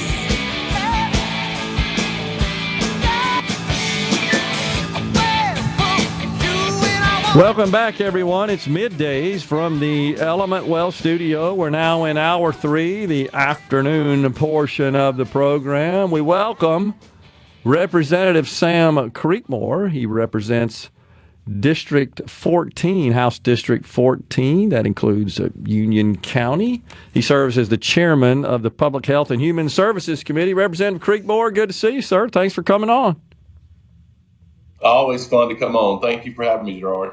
You bet. So there's some legislation concerning PTSD, and there's some treatments that might also spur addiction, could be problematic, and you guys are grappling with this. Where do we stand on this? Well, I tell you, I'm following some legislation in Texas. It's the Ibogaine Initiative. And Ibogaine is a natural drug that's Schedule 1 in America, but it's not Schedule 1 in most countries. And it has had profound differences in resetting the mind and the brain in these veterans. And Texas has a bill that just passed, it's a Senate bill that just passed the House over there, had 2 nay votes, and it's to create an FDA trial for Ibogaine in the state of Texas, and it's 80% effective. Thousands of our veterans are going to Mexico to Ibogaine clinics to get this, and it's had profound effects. I actually attended an Ibogaine conference this past spring after session ended, and I plan on introducing this bill this coming session. Okay. And not only does it help cure the PTSD, but also has profound effects on addiction. Okay. Again, up to 80%. If you receive the treatment twice, it's like 97% effective. All the withdrawal symptoms are gone. It's just an amazing effect it has on these veterans and addicted people suffering from addiction. So that's a real solution to the addiction and PTSD issues in the state of Mississippi. So what does the federal government say about this, Representative Creekmore? Is this drug legal for federal purposes? It is not. In the 1970s, of course, Nixon and just did a wide swath of psychotropic drugs and made them Schedule I. Yeah. Without a whole lot of studying this, and Ibogaine got caught up in that. And so it's something that we can still do FDA trials legally in United States, and that's where we can actually start treating people through these trials. But I mean, right now there's organizations like the Vets organization is sending a lot of our veterans to Mexico where they're treated. There's a clinic in the Cancun area, and we're talking about thousands of people, but this is a real solution to this problem. We've been in war forever. I mean, we have veterans that are suffering, and it's such a common issue in Mississippi, and mental illness and in the United States, and this is a way we can combat that. Man. So you're considering legislation here in the state of Mississippi then, and how would you work that? I am. Okay, how would that work, Representative Creekmore, without conflicting with federal law? Well, if we can get FDA approval for the trials, which we can, okay, then that's how it would work, and it would be a joint venture, a government and private industry venture with one of the drug companies to do these trials. And probably, I would love to see you, MMC, get involved with this and have the trials right there in Jackson and be part of this. What's the federal government's objection to it? Well, it really, from what I can tell, was caught up in that late 60s, 70s psychedelic movement, and then they just grouped several drugs into this and just banned them in Schedule I. Okay. This is not a drug you go take recreational. It's not unlike marijuana. I mean, this has to be taken in a clinical setting. You have to be in a hospital setting, and there's one kind of side effect, or you have to have your heart. It can mess with the arrhythmia of the heart, so that's the reason why you take it in this clinical setting. But once it's done, your withdrawal symptoms are gone. It's a total reset of the mind, and when you come out on the other side, which is a 2 or 3 day process, you're renewed. It's truly amazing. And I've talked with several people who've actually been through, and veterans who've been through this process in Mexico, and it's changed their lives, saved their lives. Wow. Have you talked to some of the other members of your committee, or perhaps members in the same committee in the Senate, to see what kind of appetite there is in the legislature? In the mental health space, I've talked to several people, and even Dr. Edney and Director Bailey. So they're aware of it. And I actually had invited Dr. Recor of the Department of Mental Health to go with me to this conference. And he is a veteran, and he was just blown away. And he was of course familiar with the drug, but he was blown away with the results. And even Stanford's done a test on the results of this drug from these Mexican clinics, and they verified. I mean, it's truly amazing what it's doing. So yes, and I plan, and I hope you'll attend. I plan on having a hearing probably this fall and bring experts in, bring veterans in, and really study this. Again, Texas has gone all in, and it's passing their legislature right now. What is the what do the veterans say? What are the military community? What are they saying about this? They're all for it. I've had no objections to this, trying to get this approval done. Yeah. This is Mental Health Awareness Month, so this is very tightly coupled with that, is it not? It is very much so, and especially if you set the veteran side over here and then just look at the addiction issues, and as you and I've talked about many times, how mental health and addiction kind of are hand in hand. And if this would solve that addiction part, especially withdrawals, those symptoms would just dissipate, then you could really focus on the mental health issues of an individual without the addiction part of it. So, yeah, and it's promising. It could be a huge deal for Mississippi, and I'm excited to shed light on it. It's really crazy that we have American people that served in our military, Americans that served in our military, that are having to go to a foreign country for these treatments. It is. It's a shame, and they're going in huge numbers. And there's there'll be a Netflix documentary coming out soon about this and some of these real life veterans, and it follows them through their journey. One with the addiction and mental health issues, and then two through the Ibogaine treatments, and then afterwards, and how they recover their lives after this treatment. Senator Josh Harkins at the other end of the hall there is tuned in listening. He says it also shows significant signs of neuro improvement for Parkinson's and other neurological disorders. There are many other issues that it has shown promising results to. Really, the Stanford test really focused in on the PTSD, and that's kind of where I want to start with this and bring it. But yes, there are many other benefits to it. Wow, that's amazing. All right, before we go, let's turn our attention to really. Yeah, go ahead, Sam. I was going to say, I'm sorry, Gerard. It almost sounds too good to be true. Well, I would agree. To get these kind of results, because we have no other medicine out there that has the success rate that this does. We're taking Meloxicam and has a 30-40% success rate in addiction. Yeah, and this is 80%. I mean, it's amazing. Yeah. It's incredible. How long has this drug been around? Does it go back to the sort of the psychedelic era of the 60s? It does, yes. Okay. And it's from Africa, the Ibogaine plant, and this is derived from the root system of that plant. I got you. And they're currently trying to make it synthetically, which is really beneficial in the FDA approval. Yeah. But they have not been able to do that yet. That's incredible. Well, I was going to ask you, we're up against a break. If you can hang around, I was going to ask you about what might become of a special session. If you've got any info you could share, just anything else you got going on. If you can hang with us. I hope it's a short segment. Representative Sam Creekmore is on the line with us on Middays. We're taking a break.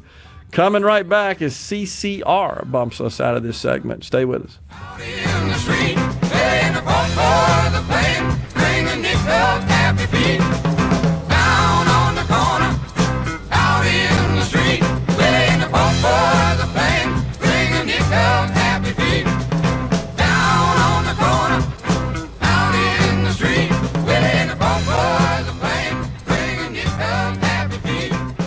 Down on the corner, out in the street, paying the pump for the pain. We've done all we can do. There's no traffic. I'm at my wit's end. Don't worry, we can help. Hello, this is Clay Mansell with Mansell Media. You're a pro at what you do. Let us do what we do best. Drive traffic to your business. Ready to take your company to the next level? Mansell Media is ready to take you there.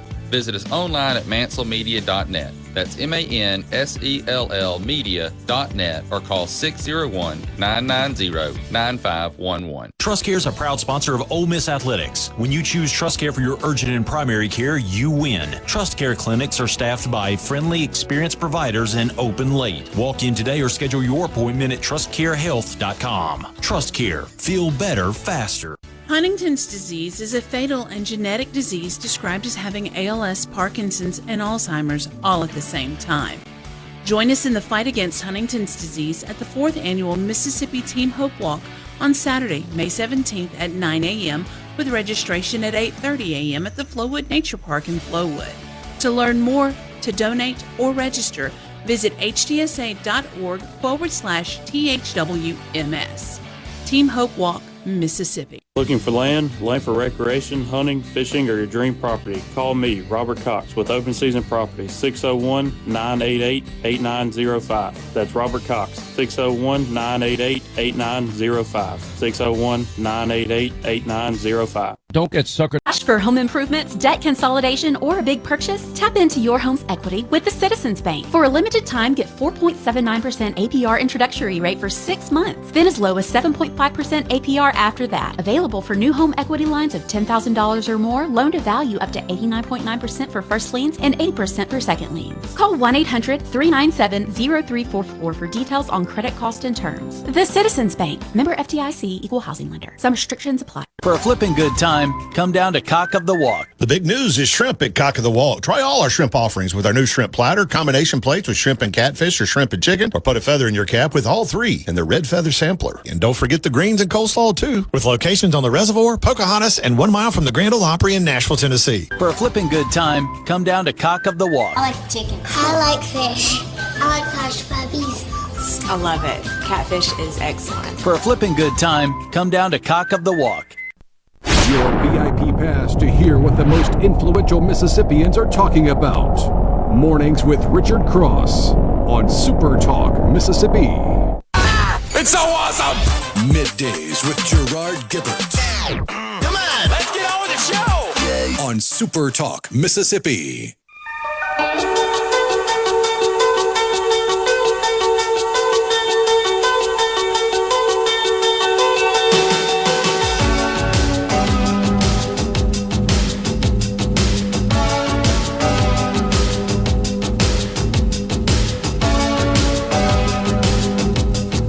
Welcome back, everyone. It's Middays. We want to pass on to you the good things with Rebecca Turner is going to be in Meridian at the Max today for the Jimmy Rogers Festival, America's longest-running music festival. We're talking to Representative Sam Creekmore. He chairs the Public Health and Human Services Committee in the Mississippi House of Representatives.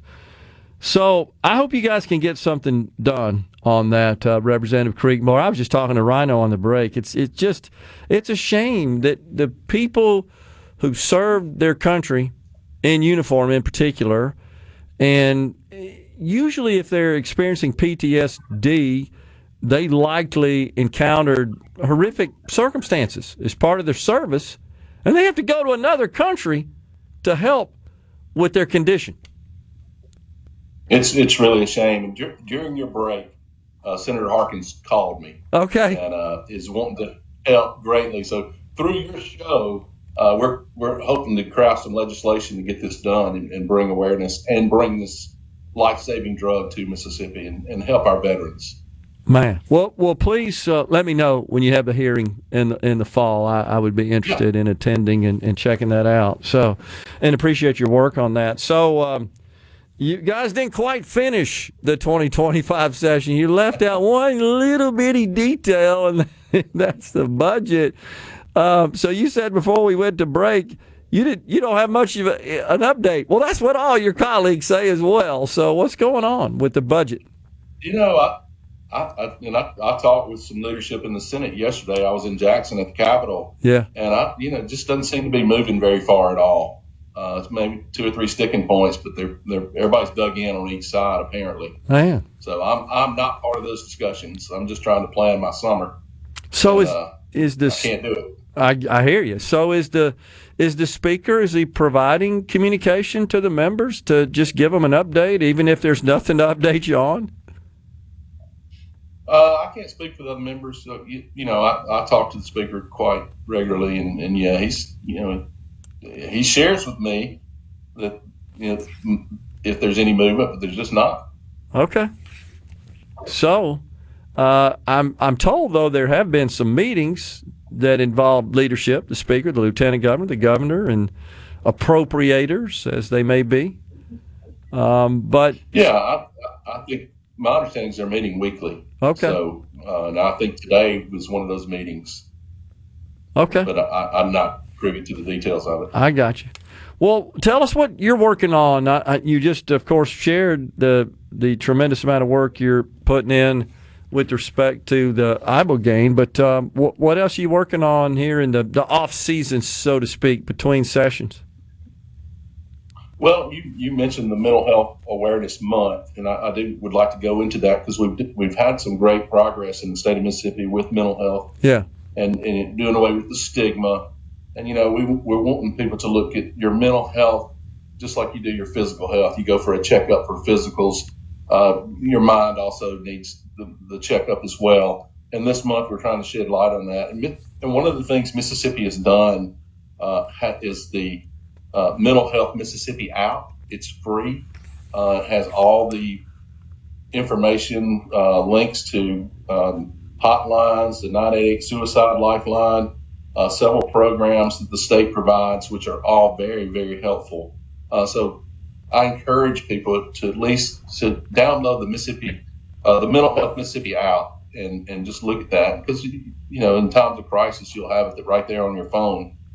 And one of the things we passed this past session is the CCBHC designation, which is a Certified Community Behavioral Health Clinic.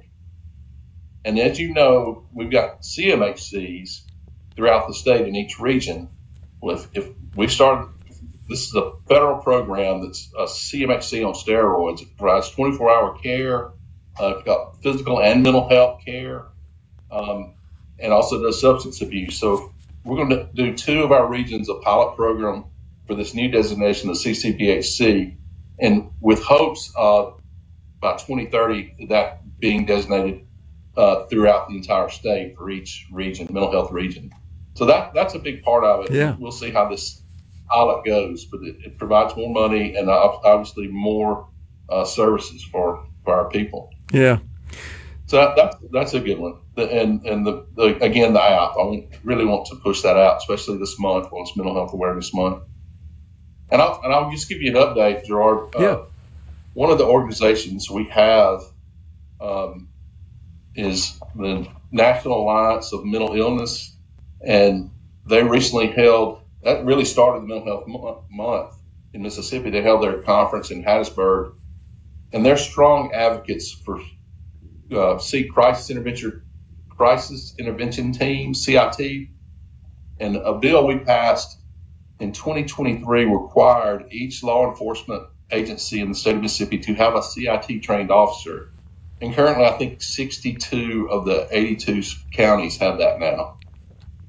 And so these people have made a tremendous difference in saving lives and recognizing mental health situations, and it's been a big deal. Gotcha. So that's continuing to progress, and we're seeing great benefits and great statistics coming out of it from this legislation, and really from these very talented and passionate people in the mental health space. Yeah, it's a bigger problem, I think, than most people are aware.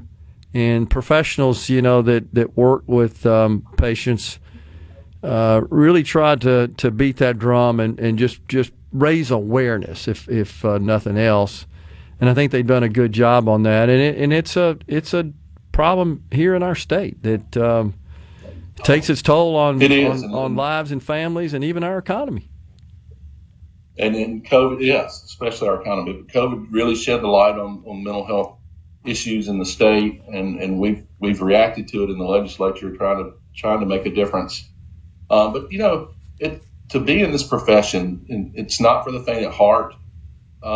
these people have special aptitudes to work with these mental health patients, and Yeah. I applaud them. I mean, it's just amazing what they do. And at this conference, they recognize individuals who've just gone above and beyond, and just to hear the stories, Gerard, just will break your heart. Just have people out there that care for these people that struggle to help themselves. It's been a tremendous difference in the state.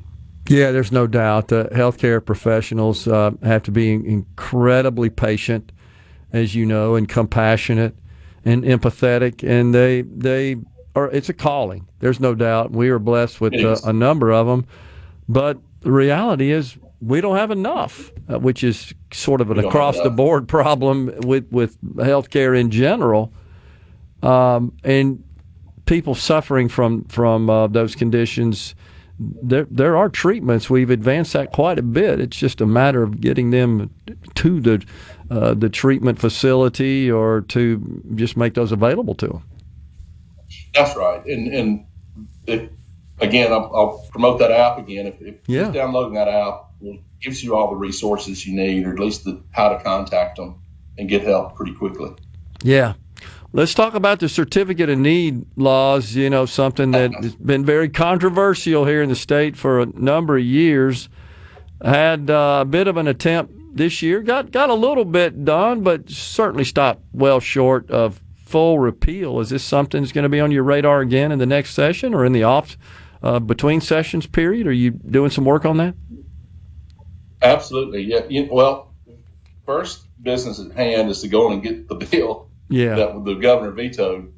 I hope to bring it up in special session and get that. That's true. It got vetoed. Yeah, that's right. Yeah, but and then going forward. Go ahead, Sam. Step one. Going forward, I plan to continue in the CON space. Okay. Dialysis, and especially the rural hospitals, maybe giving them some more leeway to not have to apply for CONs for some of their services. Yeah. And that can really help our rural hospitals, which is so important in the state of Mississippi. Yeah. And we're seeing some consolidation as well in the hospital space. We got the Baptist Hospital Group acquiring Octibaha, right? Octibaha County. Baptist. Yeah. Yeah, Baptist has the largest footprint as far as hospitals in the state of Mississippi, and I think that's of course, North Mississippi was vying for it as well. Either one of them would have been great in Octibaha County, and I applaud their efforts. And also, Representative Rob Robertson is the county attorney for them, so I know he's put a lot of time in on this. And I called him after it was announced and just congratulated him. He was very relieved. Well, I've talked to some folks with the Baptist group here that have indicated they think this is a good, viable economic fit. And they can shed lots of duplicative costs and really get that hospital on its financial footing. Yeah, I agree. And for a town like Starkville and Octibaha County that's so progressive to have that now, such a solid footing on your hospital, that's really good for them. Representative Sam Creekmore, he chairs Public Health and Human Services in the Mississippi House, has been our guest. Representative Creekmore, always good to talk to you, sir. Thanks for coming on. Gerard, I always enjoy it. Thank you. You bet. We're coming right back in the Element Wealth studio.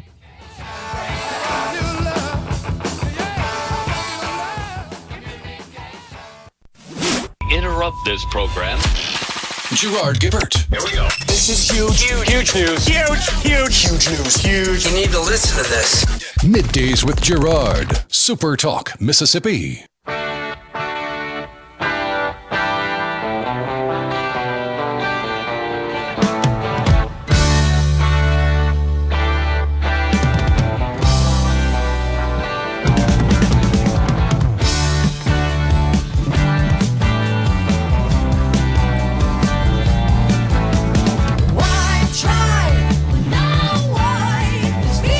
We are back in the Element Wealth studio. So we did get some, I think, pretty good news on the inflation front this morning. It ticked slightly higher, but in line with expectations. Rose 0.2% in April compared with last month, while it was up 2.3% on an annual basis. That's the lowest annualized inflation rate since February of 2021, right after Joe Biden took office. So stuff like gas, groceries, rent costs rose 0.2% in April, is what the inflation report reveals. The prognosticators expected 0.3 and an annual inflation rate of 2.4. So it came in just slightly better than expectations, and that's causing the NASDAQ to power upward today. I think the combination of that, honestly, in this summit over in Saudi Arabia, which is highly focused on technology investment, with Elon Musk and Jensen Huang there, working with the Saudis on leveraging the respective assets of the countries and partnering on some of that. So that's the inflation data today. You know, the one thing about seeing all the now, I guess, the predictions that we're going to avert a recession, because it wasn't too long ago, a lot of the economists were saying, oh, yeah, a recession, especially with the tariffs, is that does boost the price of oil. So the price of oil is up today, $1.80 to $63.76, just under the $64 mark. So it's actually up this year somewhat. But I think that it's going to just hang around. That's my personal opinion. We're going to see oil stay in that $60 to $65 a barrel range. The energy prices overall did rise 0.7% in April. However, over the past 12 months, down 3.7% because gasoline has kind of steadily declined over a year. Electricity prices, however, are up 3.6%. So is natural gas, 15.7%.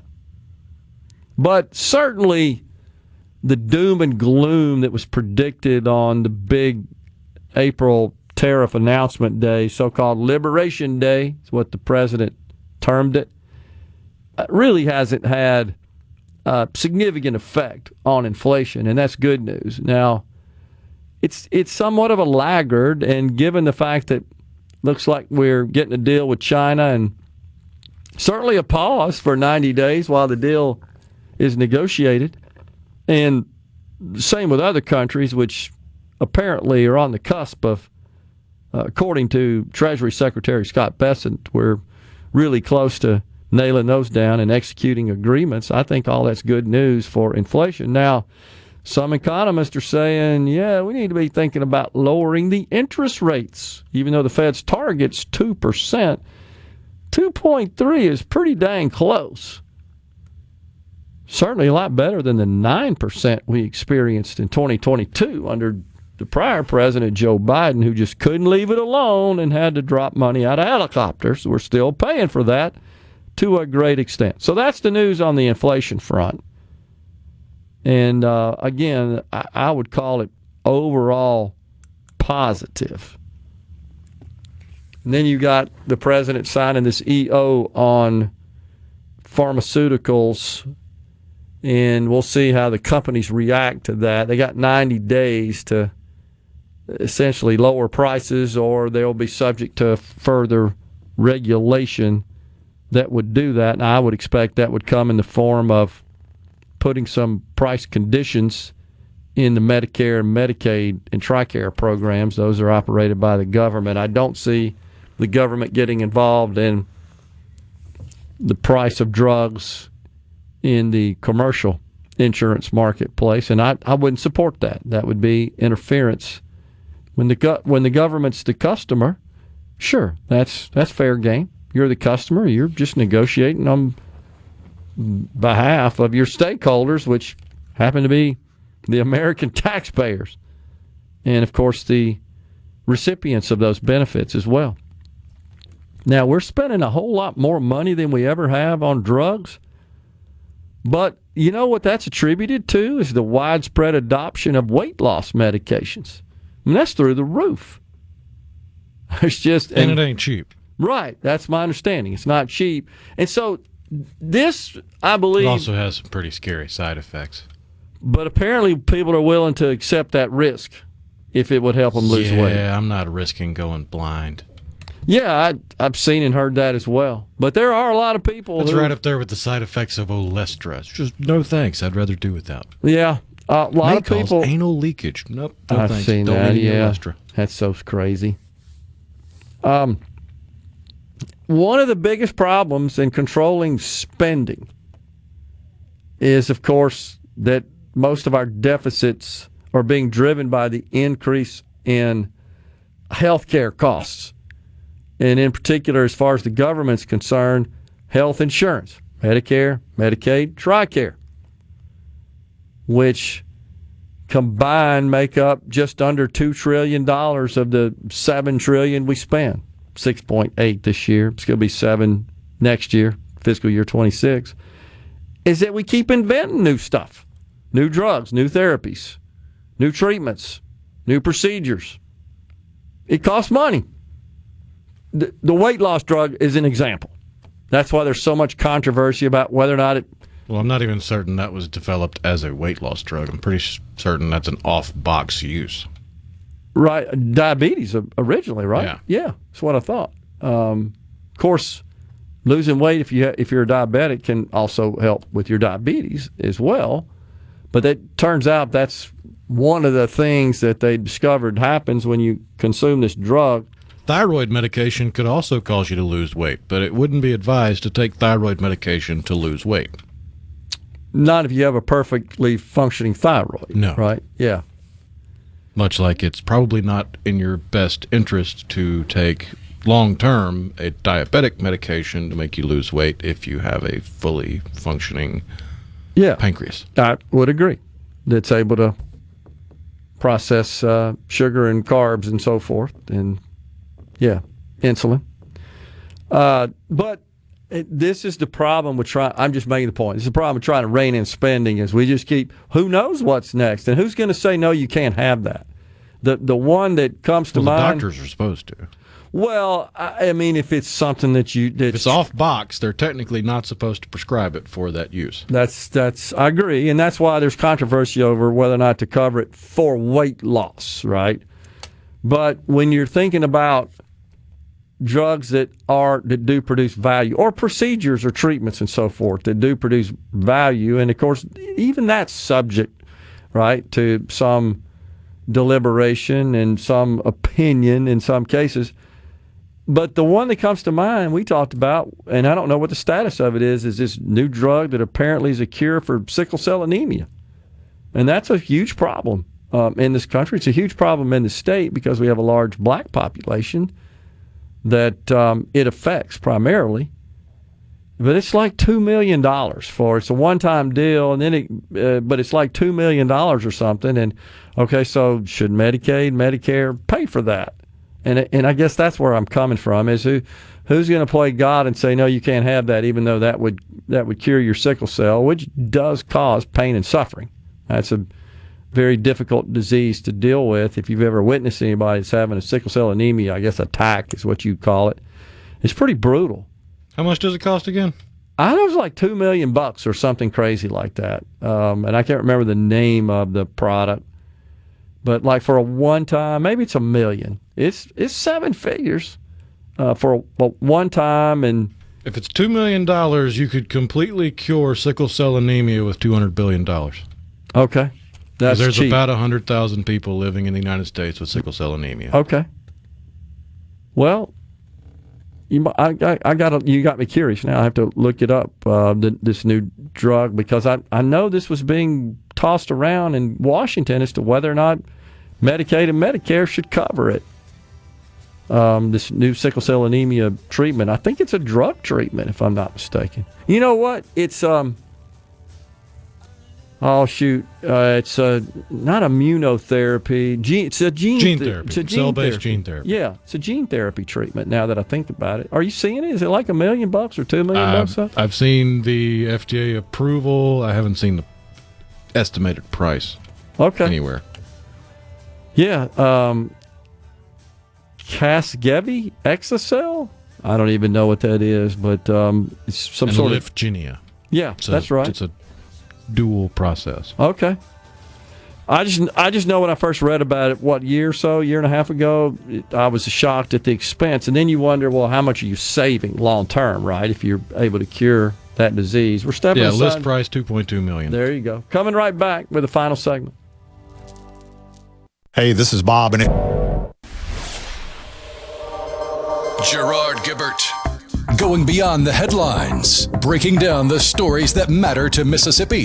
Middays with Gerard on SuperTalk Mississippi.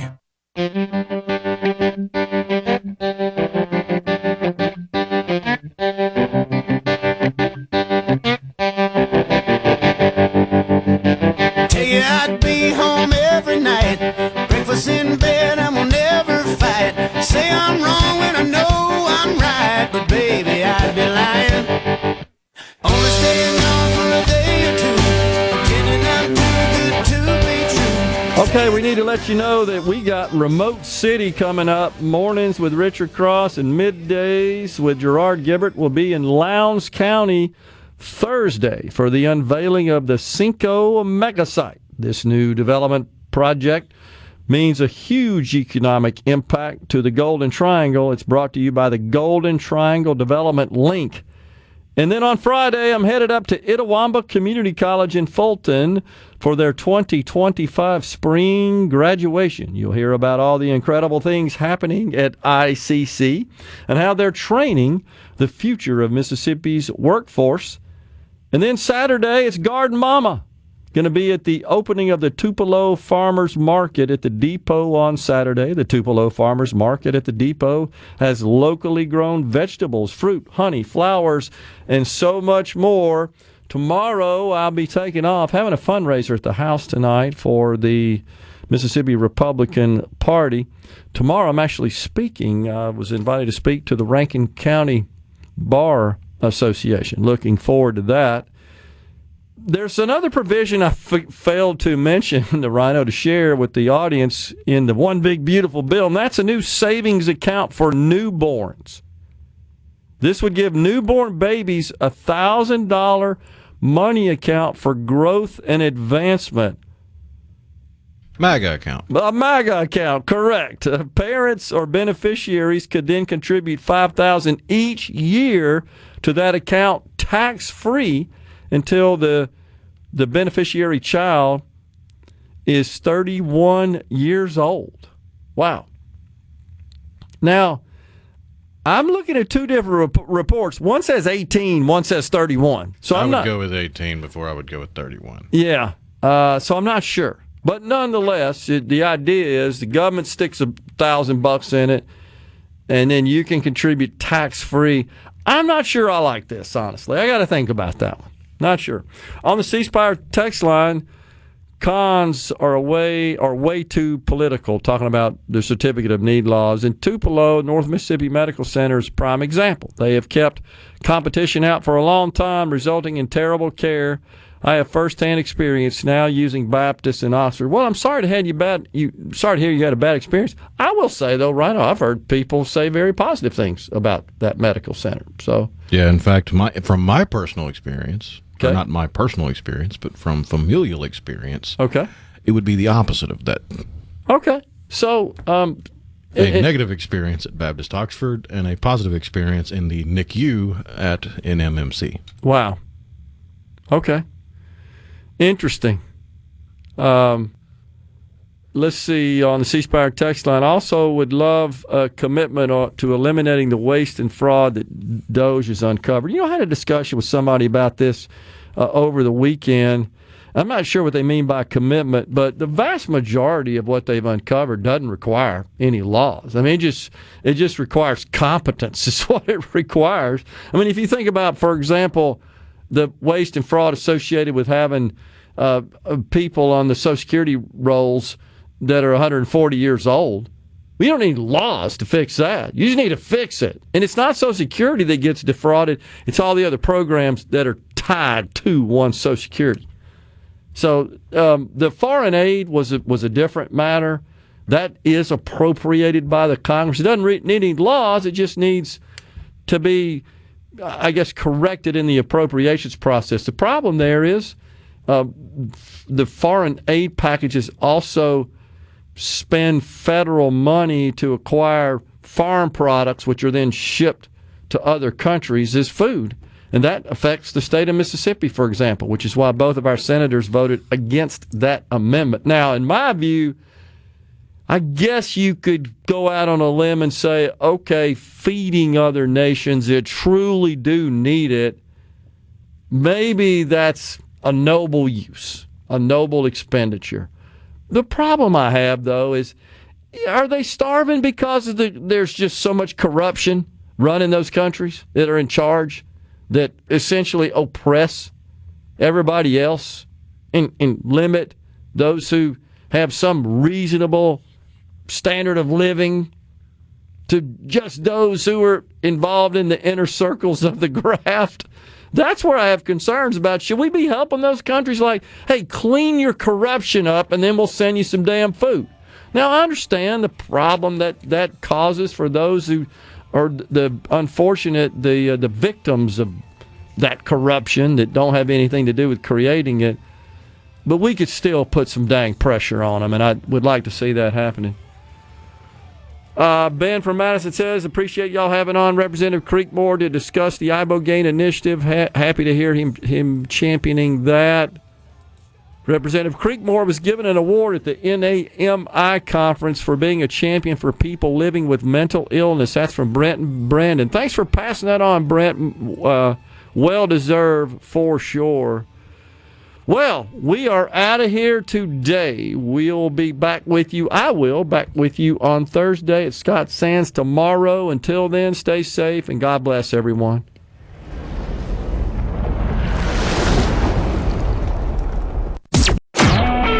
A SuperTalk Mississippi media production.